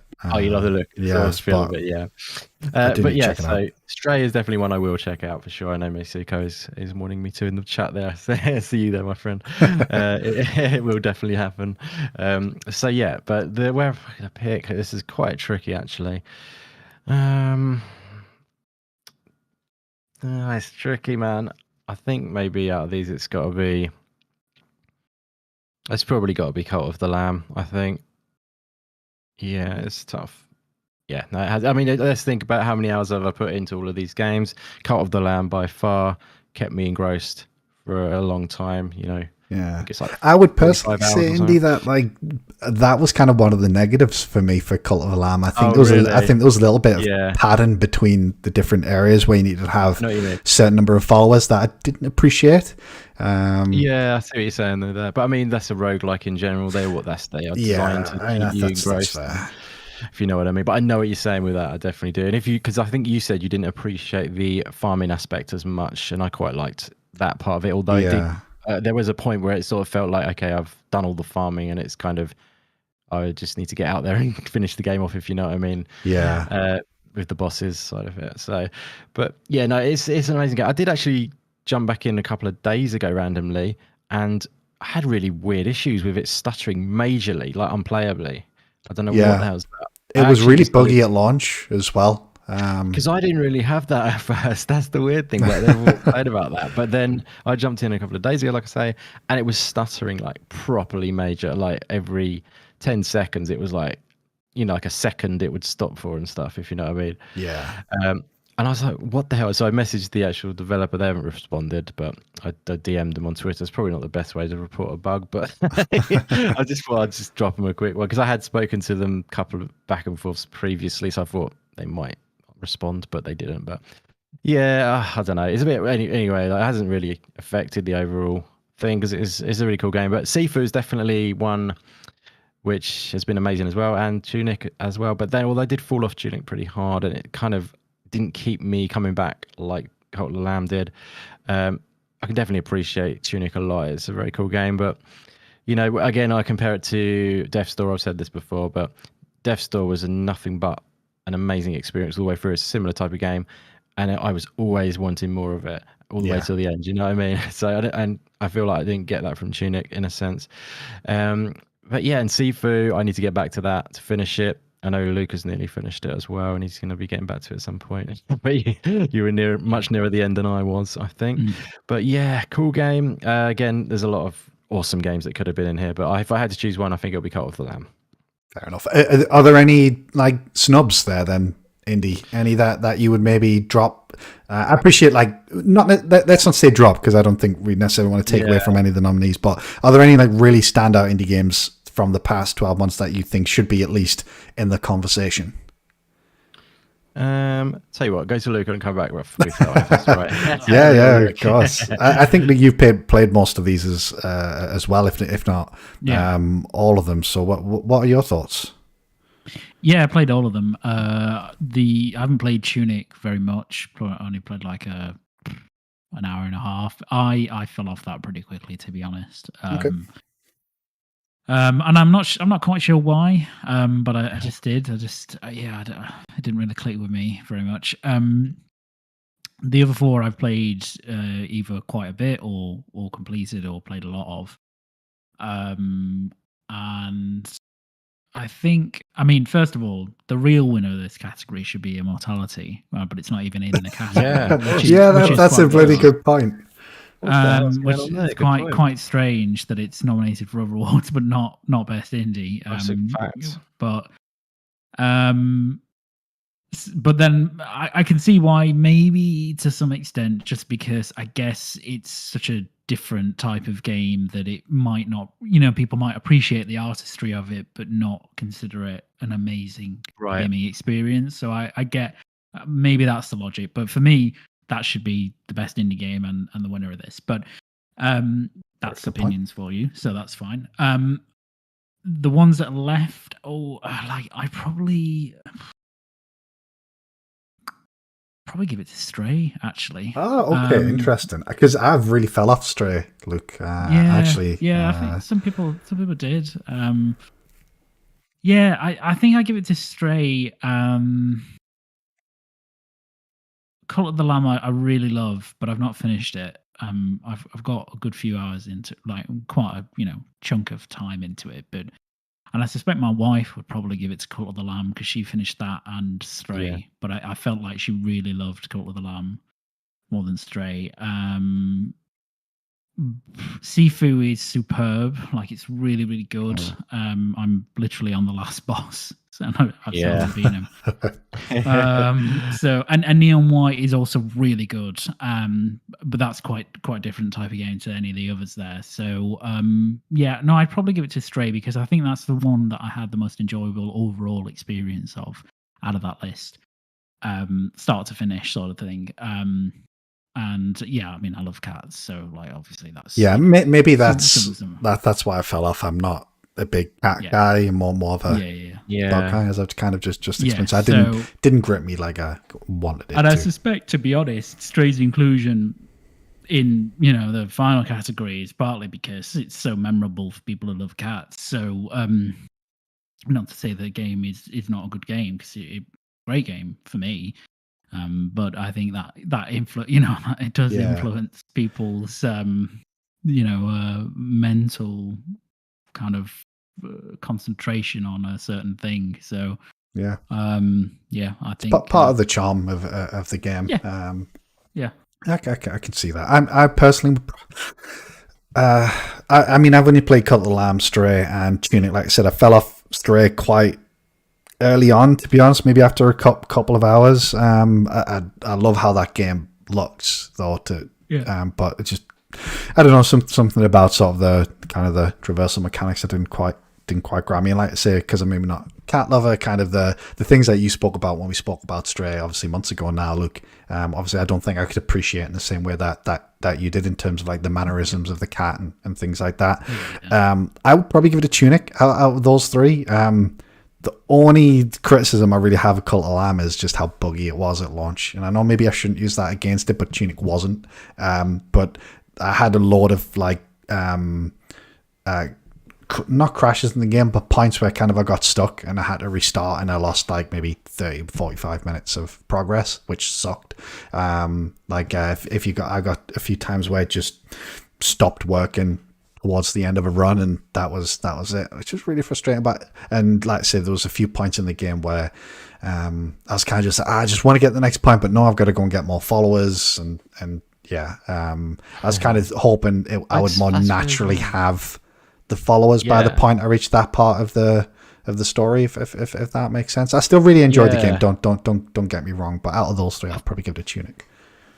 It's funny, I never had that issue when I had too many followers almost. I opened up all the doors all at once. Yeah, Do you know well, what I I think it was mainly just the final door. I think you needed 20, and I Yeah. think I had 11 followers or something Right. at that point. So I had to go and get like 9 others. So I almost had to Yeah. double the amount of followers I Maybe had. did you have a high amount and then you dropped off and you didn't realize or something like that? A few of them did die quite close Yeah. to each other, which was a bit of a pain in the arse. And there was a Yeah. bit of a revolt in the camp, which wasn't Yeah, great. yeah, I did yeah. kill one of them when maybe I shouldn't have. So I know what you yeah, mean. but Yeah. it's a minor negative. You know, I'm not saying that kind of ruined the game or anything like that, but it did. I got that point as I kind of just want to get to the main part of the story now without having necessarily to interact with that element of the game. So Yeah. yeah, so let's say I would probably give it a tunic out of that list. So, but Indy, have you had a chance to take a look through your? I'm sure you definitely have looked at your spreadsheet. I'm almost certain that you've referred to your spreadsheet. Actually, funnily enough, my spreadsheet is actually an upcoming indie game spreadsheet, so that doesn't really help in this situation. Okay, fair enough. So yeah, but yeah, I've had a little look and I think, but like one thing actually is obviously Vampire Survivors isn't on there, but like I know it's early access; it's been out for ages anyway. Do you think that's the reason that's not appeared on here, or do you think it's just that it's not made it on here? If you see what I mean? I'm not too it's sure. a difficult one, isn't it? Yeah. Yeah. When did that come I out? don't- Come into early access, Luke? Like When 2 did it? years ago or something? Yeah. I w- It's been in early access for quite some time. For and then ages, it came out yeah. this year from early access. I wonder if it's something to do with that. I think early access games are pretty weird for these types of things. Like, Although Hades was early access and then it came into 1.0 and it was on here, wasn't it? yeah, especially considering the way Vampire Survivors has blown up. You know, Yeah, even that's the in thing, the yeah. So yeah, It's that's been a good bit point. crazy. It could have snuck in there. I mean, Neon White to me is quite a surprise that that's actually there. Not that I'm saying it's any, it looks really cool. It was It's not my type of really game. popular with the mainstream sites. I think that's Oh, what it okay. was. I distinctly remember like people like, and I'm obviously just naming a few here, but you know, the likes of Dan Reichert from Giant Bomb and Jeff Grubb from Bull. He was at Venture Beat at the time, and a few people Right. from IGN. It was really, really popular with them because they were speed running against each other. Yeah. So I think it really captured their It helps with imagination that, there that a makes little sense. bit. So Yeah, no, I mean, yeah, there's been a whole bunch, but mostly my ones are going to be people's never heard of, but just they're not going to make it into things like this. But I mean, one thing as well was like, you had Signalis. I don't know whether that was a surprise to people not making it into here, like Luke and stuff. I don't know. How did you get around to finishing that in the end, Signalis, or No, it's on the backlog. is it falling off a little bit for you as well? Yeah, it's done the same with me, if I'm honest with you. I mean, it's been amazing, but it's just, things coming in, and there's other games which have really grabbed my attention more again. Personally, I know it might be a little bit of a spoiler, and also maybe an unpopular opinion around every a lot of people out there at the moment, but I actually think Somerville does deserve to still be on this list over Neon White personally. But there we go, that's a spoiler, I'm afraid, for the video. yeah, I wouldn't have I any really issues with do. it being on that. Like I say, yeah. Even not necessarily having to drop Neon White, I think just having a sixth. Yeah, that would be nomination, better, you know what for I mean? sure. So, Because that does look a cool game. But yeah, I still feel it deserves a high praise. It's just because the expectations of it were very high. We're getting back into a Somerville territory again, but I think it just came out too late. Indy, I think that's all it was. I think in my opinion, I think it was just maybe a little too late to the party. Yeah. Oh, yeah. Time wise, I think that's right, for sure. But yeah, there's it's again, it's the ones that are stand out. You got like Sifu, the Strays. They're the big ones that we those hot indie games, I guess you could say. Like maybe for next year we might see Season on here and stuff like that. That'd be awesome if that turns out to be an awesome game like that. But those those big names that have risen up nicely, well, I think Season would be cool to see on there because that's actually quite a low key game. But I'll definitely jumping ahead now for next year, but that'd be cool. Like those games that get pushed forward a little bit in like the Ascent and things like that, those kind of games. And like that's why I like akin to like Stray and Sifu. It's good to see them coming through and delivering because they get a bit of attention, and it's good to see them actually coming through as great experiences in the end. So, but yeah, that's about that for me, I would say. Very nice. Well, this is a little bit further down, actually, but there is a nomination here. But I'll come to this one next as it ties in, which is Best Debut Indie Game. So we have Neon White, Norco, Stray, Tunic, and Vampire Survivors is nominated on Best Debut Indie, Cool. but not Best Indie. I mean, for me personally, this would just be Vampire Survivors. I've only played a couple of them again, but that would be my vote there. I think Luke's going to agree with you on that, isn't he? Or yeah, I'd say so. Yeah, it's between that and I've not played Norco, so I don't know how good or not that is. It's a really difficult category because you're effectively saying what's the best game out of all these debut games, and that can be quite difficult. I will say Stray for like a debut game is, even though I didn't enjoy it, like what they created there, I think is unbelievably impressive for a first game. It's a bit like Kenna Bridge Yes. Spirits, right? Where it's like this super impressive debut game. And I mean, maybe like Somerville could have been on this category as well. Like, as a debut, that could have been a worthy nominee. I think for what's there, I would give it to Vampire Survivors, I think. But I'm always a bit low. Like, I don't like it when people say, well, you should give it to this game because look at the impact it had, in terms of, it blew up, for example, because lots of games blow up for very different reasons. But it doesn't mean that that it's the best thing, and this is all super subjective anyway. But, I know what you mean. Like, I'm not going to give it to it because it's become like this bit of a phenomenon, sort of thing. But I will give it to it because I think it's like the most it's the most distilled version of a debut indie game I think you can get. It's like super low budget, super low budget. Should be in best art direction. Yeah. Super simple, but incredibly fun. And it shows you, how some of these games can just be amazing, even if they are those things in low budget, and they just have a great idea. And I mean, Vampire Survivors isn't even the first game of its genre almost, really. So it's not as if it invented this concept, but it is the one that probably does it the best. I'd probably give it to Vampire Survivors for that reason. And also I think there's other things that go into this, like value. And I think like Vampire Survivors is just, even if you don't have it on Game Pass, it's £3, to get it on Steam or wherever. So exactly, really good. But I'd probably give it.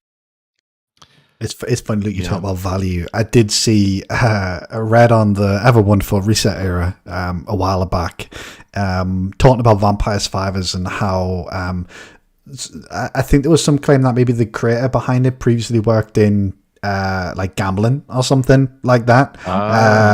And someone was saying, is it a really bad game because it's very addictive because of this guy's background? I don't know whether that was true, like whether that was his background, but they were saying, is it kind of so addictive it's dangerous and bad? And it's like, you just create a fucking good game that's really cheap. Exactly. There's no like predatory like microtransactions, things like that. And you don't have to spend any more money. There's no microtransactions. It's not a bad. It's like any game that you buy that's addictive that has no micro. It just means it's a good game. I just found it funny. I think the word that they used was predatory, and I was kind of like, that's like the last word I would use for Vampire Survivors. Predatory even on what time? That was basically it, because the game was so addictive that it was bad. It was like, you could say that about any good thing in life, Yeah, anything. Yeah. Oh, this TV show is very predatory. Yeah, I just want to watch it all the time.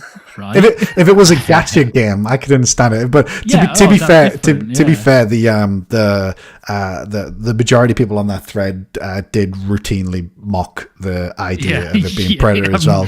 But it was was quite funny, and obviously the thread blew up because everyone was like, "What the hell are you talking about?" So for Stubbs just mentioned in chat that he's just paid it up there for £3.19.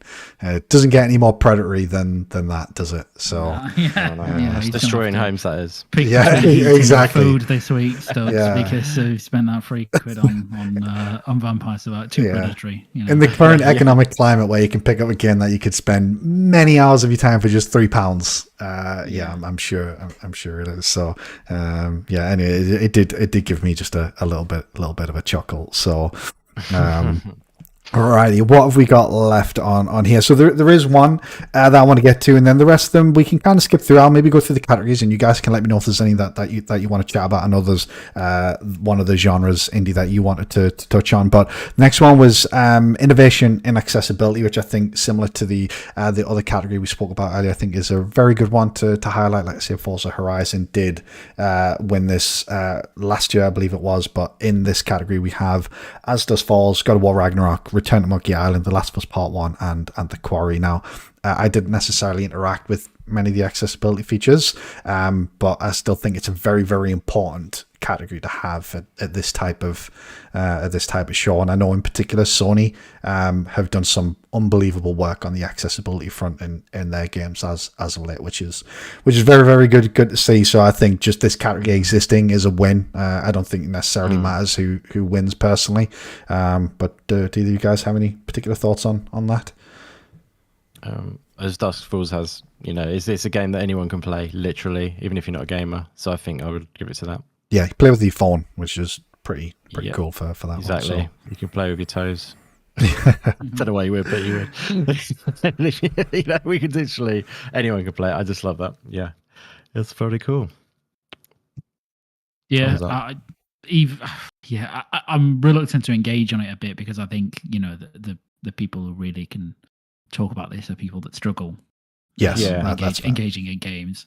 What I would say is, As Dusk Falls, like that's kind of set up by its nature to be very accessible. I know The Last of Us Part 1 was really, really well received in terms of its accessibility. They had a ton of options. And that's obviously a more complex game to get used to. So I think that was cool. Ragnarok, same. I didn't know Returnal had lots of accessibility. Hang on, wait, why is Returnal on this list? Was Returnal? Did I list Returnal? I don't think I said Returnal. Return to Monkey Island. The list I'm looking at, weirdly, the list I'm looking at has Returnal. It has 6, and it has Returnal. Oh, weird. It might be a typo. Anyway, it's not on the list. I'm just on the website. Someone's made a by its really very nature, typo. I think, is not a very accessible game. Returnal. Yeah. What? I was like, also, it's not even in the period for nomination. It was last year. What a weird typo. Anyway, maybe someone started typing return and then it finished. Anyway, Return to Monkey Island again, like As Dusk Falls. I think that's by its nature very accessible. They're on the list for a reason, and I'm sure that anyone would be really deserving. That's very, very, very true, mate. So let me just bring up the rest of the categories. I probably don't want to touch on all these, I guess, especially in the interest of time as well. But the next ones are kind of more just about genres. I'm not too bothered about necessarily going through them all, but please let me know if there's any in particular that you want to chat about. We have Best VR/AR game. Just stop me when you just want to chat about it. Best Action Game, Best Action Adventure, Best Role Playing, Best Fighting. Now, Indy, I know you wanted to see the nominations for Best Fighting, didn't you? Oh yeah, well, I just think that what is the nominations again, quickly, if you don't mind? We have DNF Duel, JoJo's Bizarre Adventure, The King of Fighters 15, Multiverses, and Sifu. So unfortunately, no Midnight Fighter Express. Yeah, I was just checking if Sifu was in there as well, which it is. That's good. But yeah, so I definitely think Midnight Fighter Express deserves to be in there. But it's one of those games which is reviewed really well, but not enough people have sort of maybe got behind it, if you see what I mean. So yeah, it's got a very positive rating on Steam. But yeah, it just needs more reviews and needs more eyes on it. So yeah, check out the game, everyone. I think it should be on that list. It's a real fun time. Honestly, it's like one of the most fun brawler beat 'em up style games. It's much more fun than the Turtles game. I'm sorry, but people will hate me for saying that. It really is. I didn't really like the Turtles game though. That was that's just nostalgia, baby. There's no like fun in the mechanics. Indeed, no. That there was a lot of fun in that game. How dare you? How dare you? Oh. Yeah, I felt like the combat in it was really basic. That's just how it went. It's like a couple of moves you can do, and it was like. Yeah, obviously it was well done in the sense that it really did, make people happy about there being a Turtles game and the nostalgia of that, which is definitely really cool. But I just want to enjoy some really amazing combat, which is definitely what Midnight Fight Express does, and it makes you feel like you're in an action movie and you're like a total badass of like Jackie Chan or something. You know what I mean? It's amazing. Yeah. Yeah, so a little bit. I guess one we do have a snub in the fighting category. Yeah.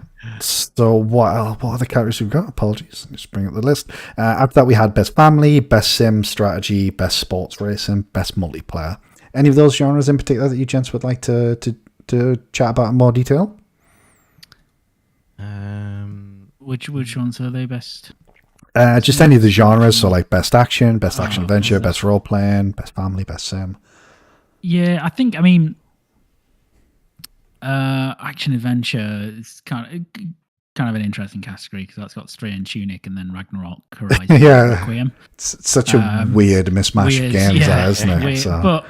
But I guess like if you look at the blurb, combat with traversal and puzzle solving, they all do exactly that. Like they are exactly those. Requiem, Ragnarok, and Forbidden West are very completely based around that.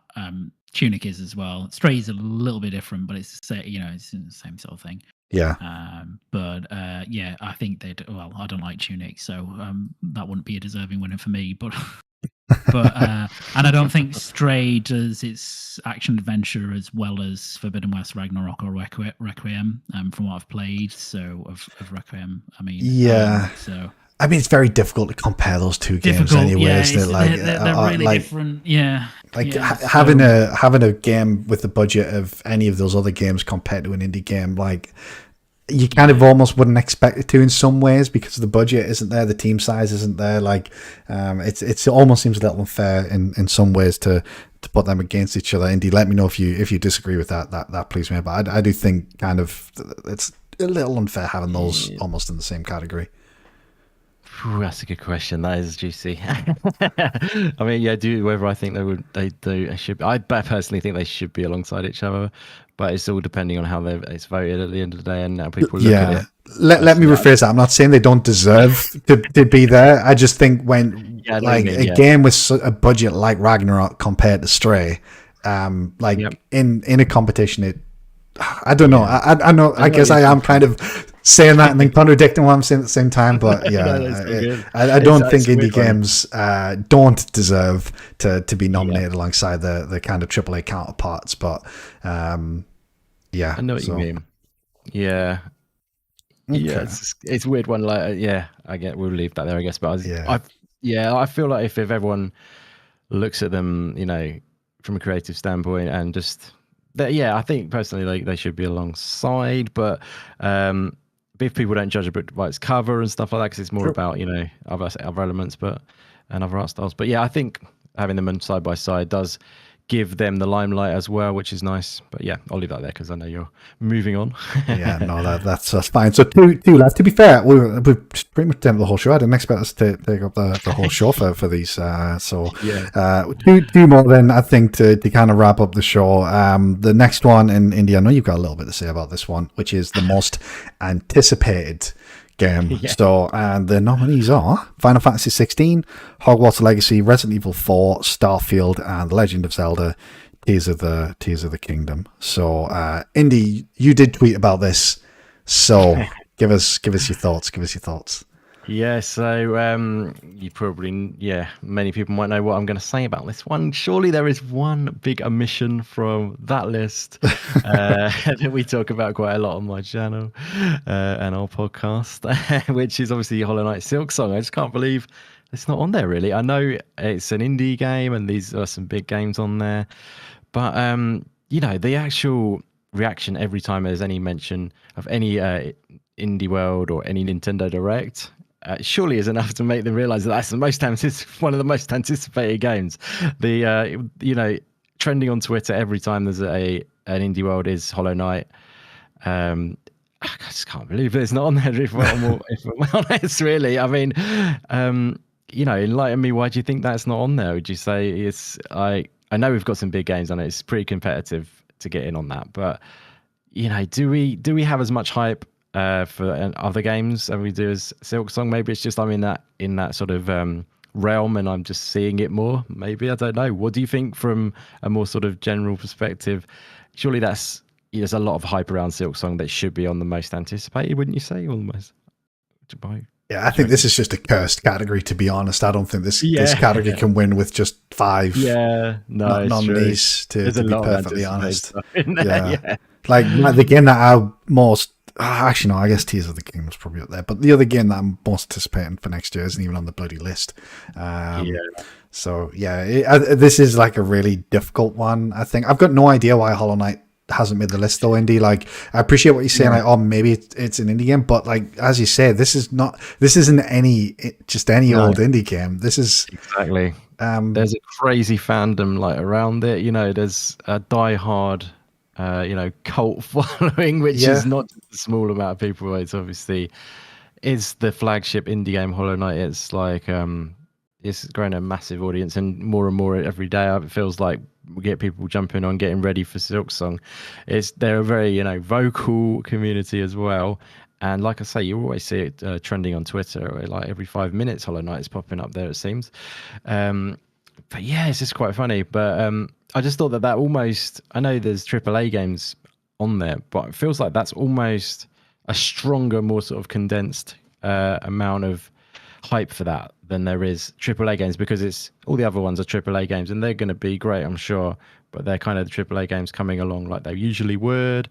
This is something which is sort of like a breakout thing, which is never seen before. The amount of hype for a game, I would say, breaking out of the indie community and almost being like I say, the flagship, just it's just an incredible amount of people are excited for the game. Anyway, I won't carry on harping on about it because my can't vocalize. I'm just so shocked, I think it's fair. I think it's fair, indeed. Obviously, I appreciate Hollow Knight is absolutely your most anticipated game of next year, unless Indy. I don't want to say it, but unless Jeff's got some insider knowledge. And maybe it's been delayed. Maybe it's not coming out next year. It's just like a whirlwind. That sentence. And 1 minute I thought you were going one way, then I thought you were going another, and then you shat on me at the end. Yeah, we know it's coming soon. So hopefully they are right about it being 1 year from June from last year. Are any of those 5 tickling your fancy though, Indy? I don't know what you like with those types of games. Is there any of them that you are actually looking forward to? Yeah. I mean, there's some good ones on there, isn't there? We've got although I'm not really a Nintendo guy anymore. We had Breath of the Wild 2's on there, isn't it? That's what else do we have on there again? I'm not looking at right now. Starfield, Resident Evil 4, Final Fantasy 16, and Hogwarts Legacy. I'm actually a little surprised to see Hogwarts Legacy on that list personally. Yeah, I mean, probably out of those, I'm most excited for, I'd say Resident Evil 4, because it's classic Resident Evil game, and it looks amazing in that trailer we saw recently. I know it sounds weird, but a lot of Xbox fans are like, what? You know what I mean, with the Starfield and that. But genuinely, I'm more excited for that than the others. Yeah, it looks pretty cool. Fair enough. Luke, where do you sit on this list then? Because I know you're excited for a couple of these games in particular, but I mean, it's always difficult, isn't it? Because you always look at the list and you're like, well, where's Blob? Like, I'm like, where's Spider-Man 2? Like, why isn't that on there? Like, that's surely super anticipated. But it's just the list. Yeah. That's how it is. So Exactly, that's a good point. That's a bigger mission, isn't it? yeah, and that's been announced for next year. Now whether Yeah. it will hit is another thing. But I think it's that's much the probably same. why it's not on the list, Yeah. Luke. Maybe I think because Yeah. all of these games, we've seen a lot of them. Yes, Well, yeah, except for maybe Tears of well, the Kingdom, I guess. But yeah, we've got a release date for that. I suppose Yeah. we've got like an actual day. But then it's And, most anticipated. It doesn't necessarily have to be next year, does it? It just says anticipated. It's not True, Yeah. true, of yeah. this year. So Yeah, my Yeah. option would be Naughty Dog's new game. Yeah. Whatever that is, whenever Yeah. that's coming. I should probably say, it doesn't say anything about 2023. I think you doesn't, kind of yeah. you kind We of just do assume that, that, but the way they describe it is recognizing an announced game, so that I guess would rule out Naughty Dog, Luke.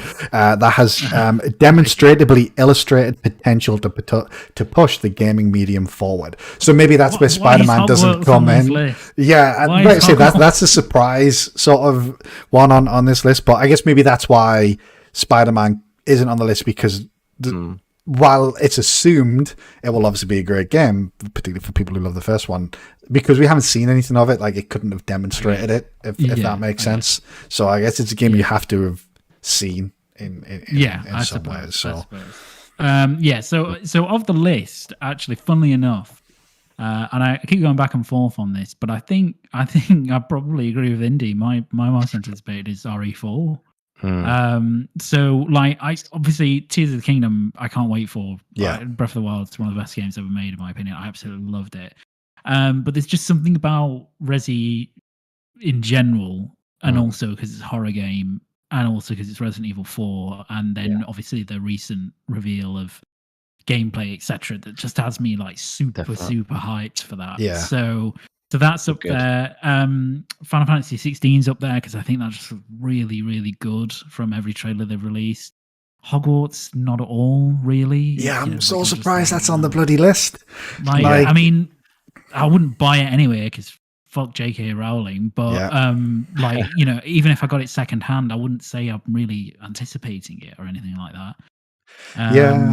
It is. And then, it's hard, isn't it? I think I know why it's not on here, but like surely Final Fantasy VII Rebirth is it maybe just because they couldn't have two Final Fantasies on the same list? Probably, and also I guess we've only seen one tiny sliver of Final Fantasy Rebirth. 16 we've seen like multiple that's true for and impressions because media have been able to see it as well. So it did surprise me that maybe that wasn't on there because obviously I think maybe that might be more anticipated than 16 to some extent. I don't know. I mean, it's difficult, but Starfield's an interesting one because I am really looking forward to it, but I don't know where it will land because I adore Skyrim, or Elder Scrolls generally, but I intensely dislike Fallout. So Starfield it leans more towards the Fallout side just because it's gunplay, and I think Bethesda's gunplay is absolute dog shit. So and I know it's not like the focus of their games, but actually it's quite important when you have an RPG based around guns. And the trailer didn't do anything to alleviate those fears, I don't think, as well. Yeah, it looks pretty. It looks a bit better than Fallout, I'll say, in terms of gunplay. But so I won't know how good I think Starfield is until I play it, which means that my anticipation of it's kind of like just mid. You know what I mean? Like I'm like, it could be amazing. I could absolutely love it. But it could be a Fallout for me. So I don't know on that. But so it's an interesting list. Some weird choices like Hogwarts, but for me, RE4. Yeah. Good choice. I understand your hesitation around Starfield. I think if I was to pick from this list, it would be Tears of the Kingdom. But I'm honestly a little surprised that Diablo 4 isn't on this list. That would probably be my pick at the moment, especially considering the way that showed during the Xbox showcase this summer. I think it looked outrageously good. Like I don't necessarily mind it not being on the list, but when I see Hogwarts Legacy on the list and not Diablo 4, like I'm starting to I'm thinking like who the bloody hell put this list together? Final Fantasy VII Rebirth being another one that just speaking generally, I'm surprised that's not on the list, even if Final Fantasy 16's on there. I'm trying to think maybe what else is currently that we've seen that's due next year. There's low. I mean, Alan Wake 2 is due next year, but they would never be nominated because I think it's too niche in a way. Yeah. What else is there? I'm trying to think of Redfall. I could give you a lot of indie games, but they're never going to make it onto that list. A lot. No, there's loads. Yeah. Replace Season. The Curious Case of Benedict Fox and Flintlock and games like that. Yeah. The Plucky Squire, which we saw at the Devolver. Oh yeah. There's loads of really good ones coming. Skate Story. Yeah. So there's a lot, which is. Yeah, there's some weird choices, but I mean, there's so many games that are slated to come out next year that I get why some appear and some don't. It's just kind of a bit of a coin toss at this point.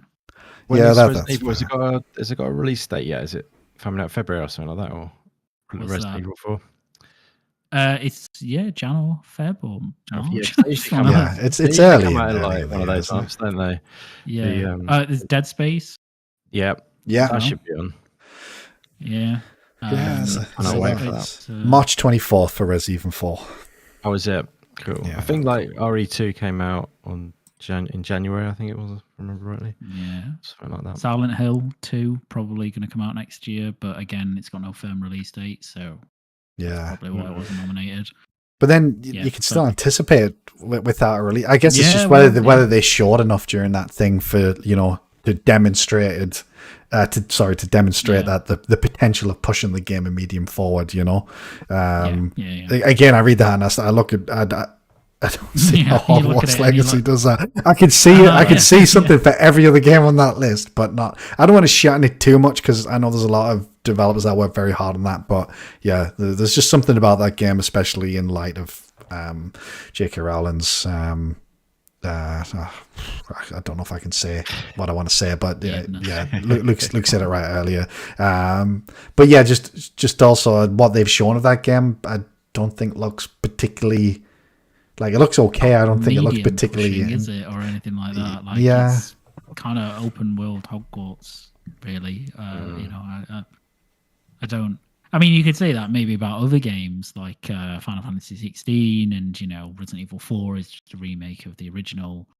Starfield is a Bethesda RPG. So, it's not really pushing the medium forward, although it is probably more ambitious than their old RPGs. But the Hogwarts just seems like the outlier out of all of those. As to at least the others, you could be like, well, they could push it forward maybe in terms of visuals or kind of overall impact, but Hogwarts doesn't seem like it's that at all. Yeah, and the biggest snub of them all, Luke, is obviously the lack of Skull and Bones on this particular list. Yeah. I mean, is that really any Ubisoft game? None of those. My God, was no. It was delayed, and it should have been out by now. Is it still coming? It got delayed until next year, kind of like. I remember rightly, it was like 2 or 3 weeks before it was meant to release or something. It was pretty close, I think, if I remember right. Where's the thing is, Jedi Survivor. Maybe anticipated that being on this list. I guess because have they shown much of it? I think it's like that word demonstratably being used in there that maybe hinders it. Maybe something like Forspoken. I actually think Forspoken looks dreadful personally, but I know a lot of people are excited for Forspoken as well. I actually think it looks more interesting than Hogwarts Legacy, even though I'm not looking forward to it. But like I say, mine will probably be Diablo 4 from this list, Tears of the Kingdom. But yeah, it is a bit of a cursed list. It's also funny that I think when you look at previous year's winners of this award, I don't think the game ever comes out the following year, which is why they've probably changed the wording at some point. I imagine maybe at one point it was like looking forward to the game next year, but every year I think the game that wins has been pushed back to the following year. So cool. So then that leaves us with the big one. The big final award, which is Game of the Year. Obviously, a few Well, not very many surprises in here. I don't think. Well, maybe one. We have a Plague Tale Requiem, Elden Ring, God of War, Horizon Forbidden West, Stray, and Xenoblade Chronicles 3. Yeah. So before we go into the rest of the nominations, and I don't want to pick on Stray too much. I know it might seem like it is, but the reason I want to maybe bring this one up is I think it's the one that's caused the most controversy. And look, obviously you're a big fan of this game. Obviously you said it was probably your pick for best indie. Now I think I was just about to say something I think was really going to piss Indy off. So I remember I'm saying it. So I think what I was going to say, and I don't mean this as a slight towards indie games because I think there are indie games that deserve to be on this list, but there is always, I was going to say, token indie game in a way, which I think's really like.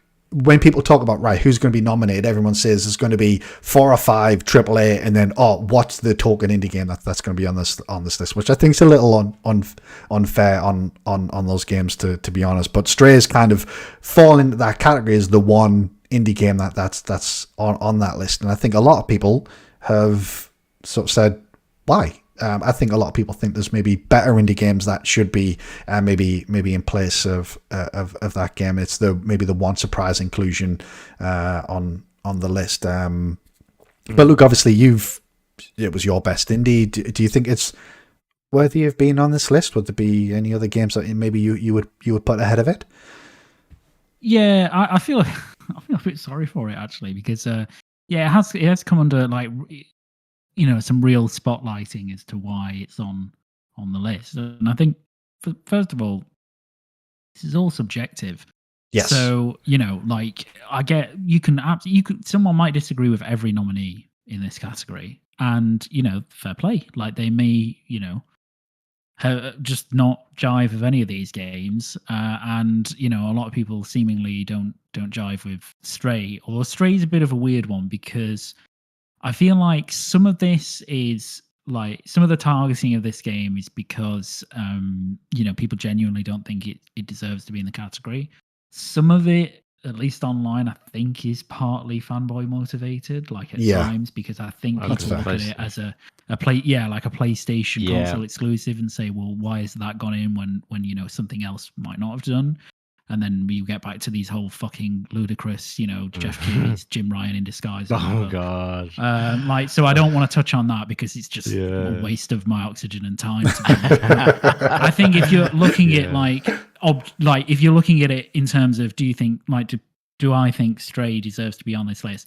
Personally, I don't, because I think the best independent game, if you had to pick a token independent game, that's not the right way to look at it. But if you did, and I think to some extent, that's probably how the juries do this, is they they look at stuff and they're like, we should probably nominate an indie game for this category to get some representation in there. I don't think it's mandated, but I think that's what maybe unconsciously happens or awarely happens. It's a formula that's followed every year though, so exactly, whether it's mandated or not, there is definitely some like unwritten rule or like a gentleman's agreement that states an indie game must almost be on the list.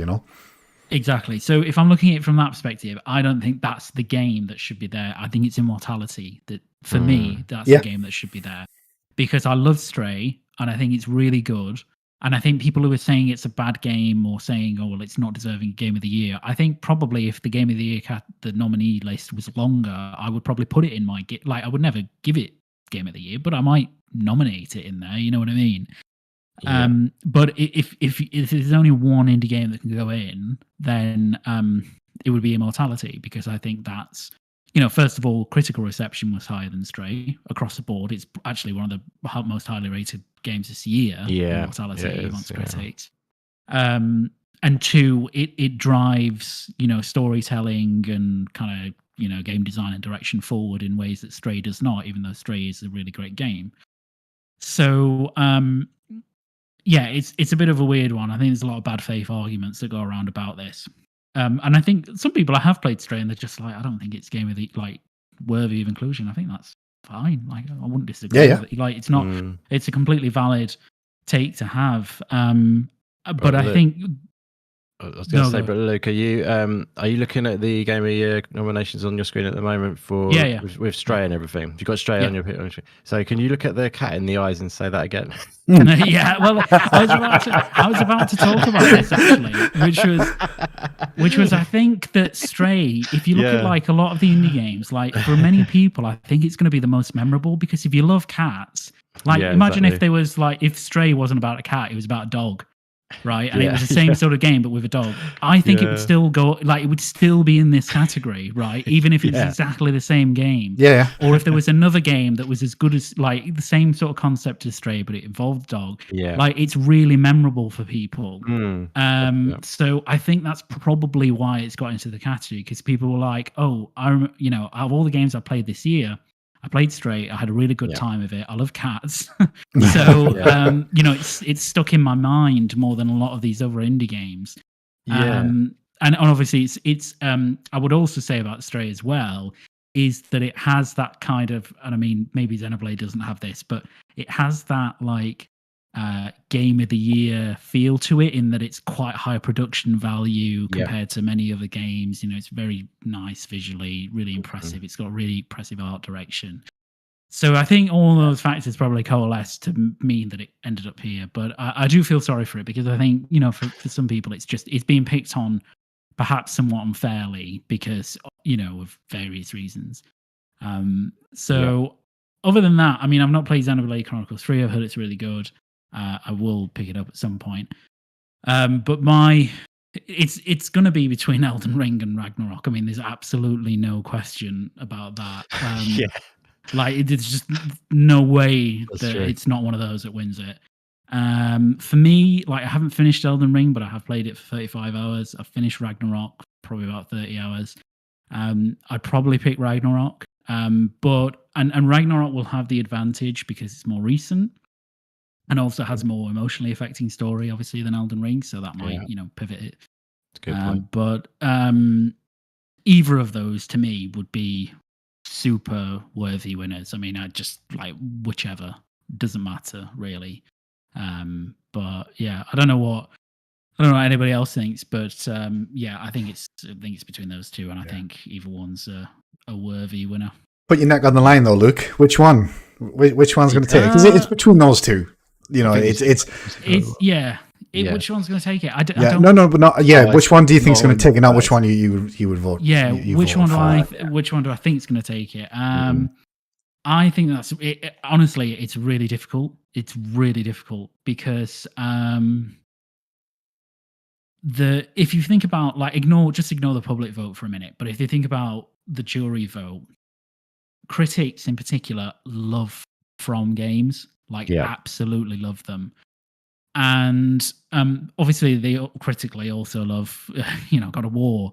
But I think there is this real attachment to From games. Sekiro won a couple of years back. Exactly.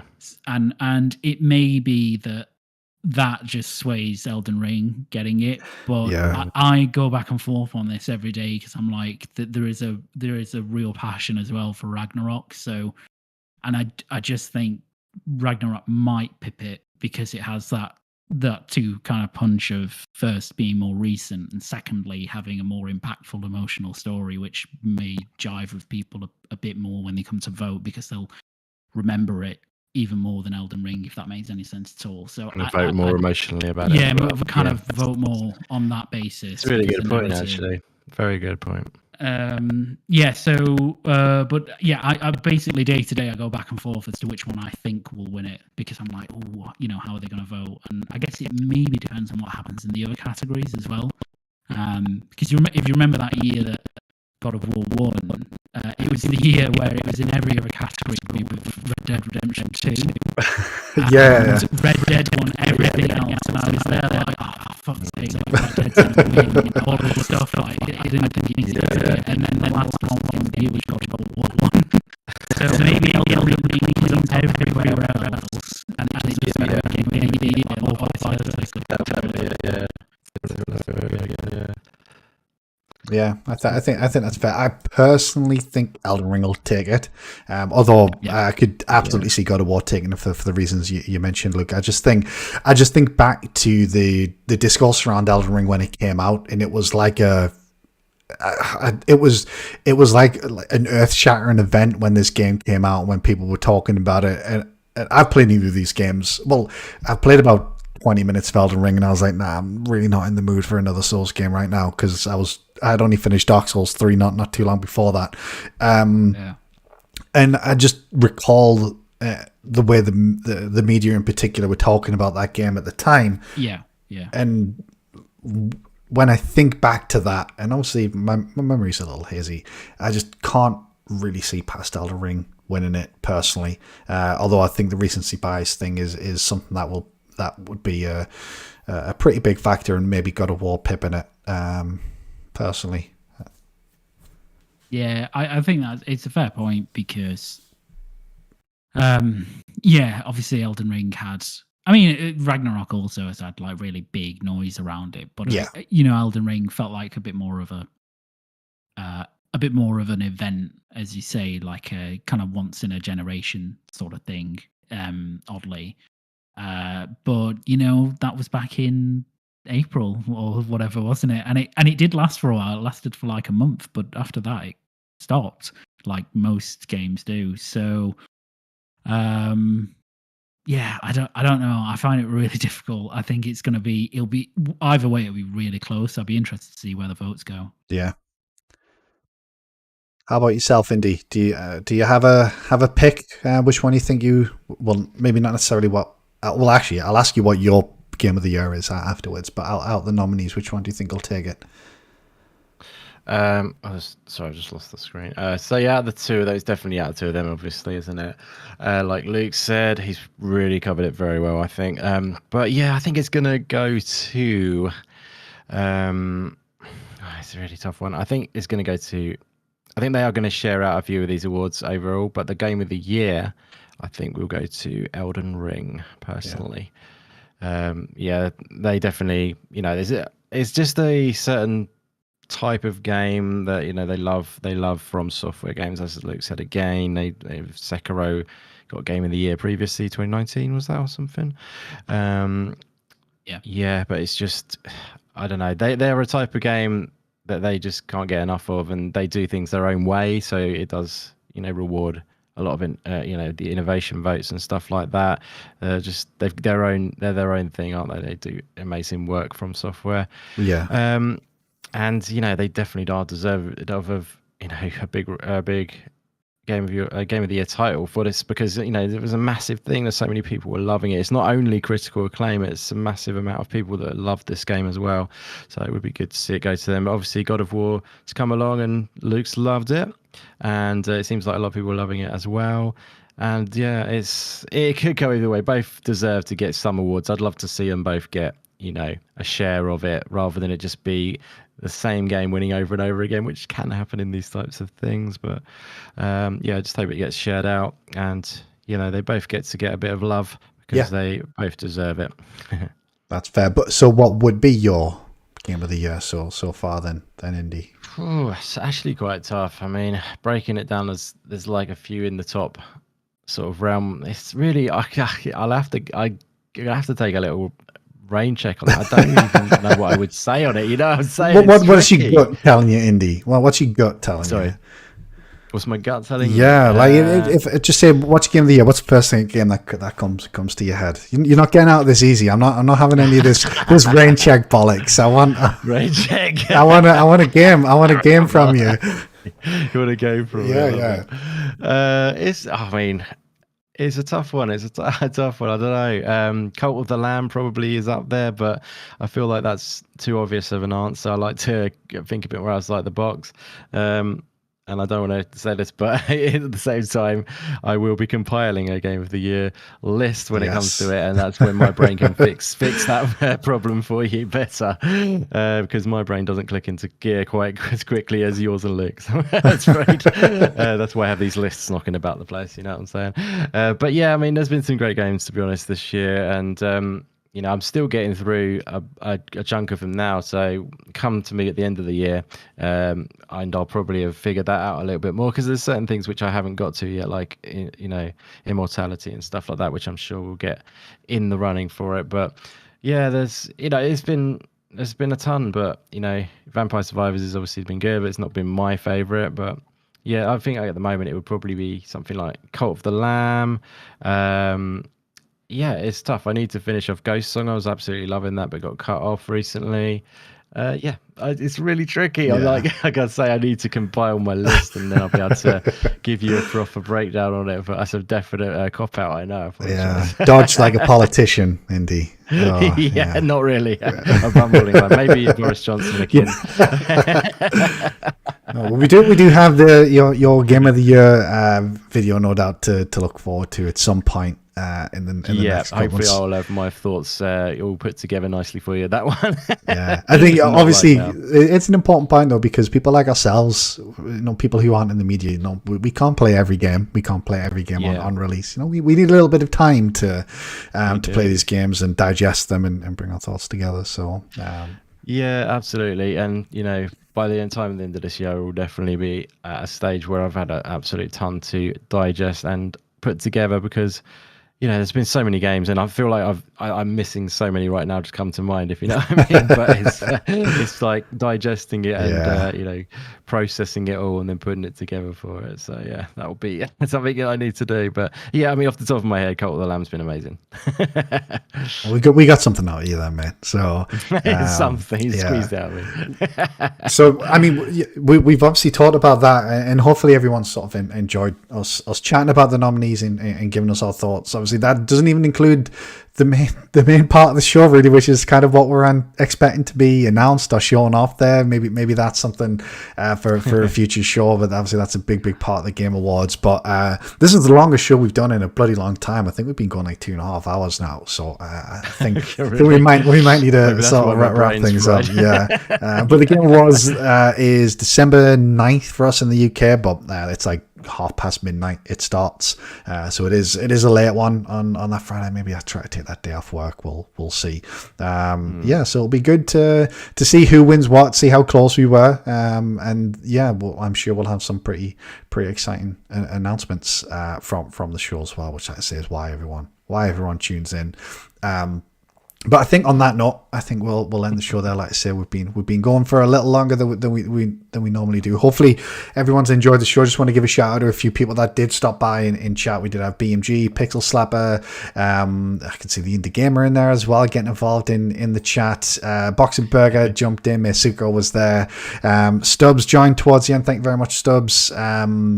Who else was in there? I've just seen a name that I forgot. Where are you? Oh, no, it's gone. Tuka Ngula was dropped by. Andrew Cullinan was in there as well. Apologies if I've missed anyone, just trying to scroll through chat there. But thank you all very much for joining. And obviously, thank you very much, Indy, for stopping by. It's been an absolute pleasure. And we did go a whole show without the bots turning up, surprisingly. So, Wow. You mustn't have been wearing your good aftershave tonight, mate. So I'll keep signing up if they don't. Like Sandy, appreciate you stopping by, mate. I say this every time, but obviously I'm sure pretty much everybody in the chat knows who you are and where to find you. But just in case anybody stumbles along our channel and doesn't know where they can find you, do you want to let us know where people can find you on the interwebs there, mate? Thank you very much, matey. It's been awesome hanging out with you guys as always. Apologies, I was a little bit off form tonight. My brain has been fried. Now I'm heading into a little holiday off work though, so my brain will be refreshed, and I'm going to be, trying to get a few videos out and onto the channel. So keep an eye out for those. If you fancy checking out the channel, it's dedicated to indie games and spreading the love for them, and basically celebrating them in general. You'll see Luke over there quite often. He joins me on the Indie Games podcast, and you'll see him, as we mentioned earlier, in a video we've got coming out soon on Somerville. So yeah, feel free to drop by the channel. It's YouTube youtube.com/indie gamer, or just the indie gamer basically over on YouTube. And also, of course, on Twitter, it's indie_gamer_01. And yeah, thank you again so much for having me. It's really, honestly, an absolute joy to come on with you guys, because I do love you both dearly. Excuse the emotion coming out there, but it's the truth. It's a great time hanging out with you. So thank you very much. And thanks everyone who joined us on the show today. Cheers. Yeah, wonderful. And both those links are in the description if you want to check them out again. Thank you very much, Indy. It is our pleasure to have you on the show, mate. Thank you, buddy. And then, as usual, we do have Luke. Luke, I hope you enjoyed the show, mate. Yes, yeah. As you said, it's a long one today, but really enjoyable one. I like the Game Awards stuff, because if anything, you just talk about the nominations and say how much you agree or disagree. It's great. It's nice to reflect sort of on the games that you played as well, a little bit as well. And to be fair, I skipped an absolute boatload of categories as well. I know the esports ones we kind of laughed about a bit, but there was all the genres in there that we kind of skipped past, and there was probably other games in there. So do check out the entire list of nominees on the Game Awards website. Actually, that's probably worth mentioning, and get your votes in. Obviously, your vote can count a little bit. Definitely. So so I think on that note, like I say, we will end the show. Thank you all very much for joining. Obviously, if you wouldn't mind dropping us a little like, subscribe, and share the video out, that would be wonderful. Link to the Discord and all of our Twitter accounts, etc., is in the description. And we should be back next Sunday. But with that, thank you all very much. Take care, and see you all next time.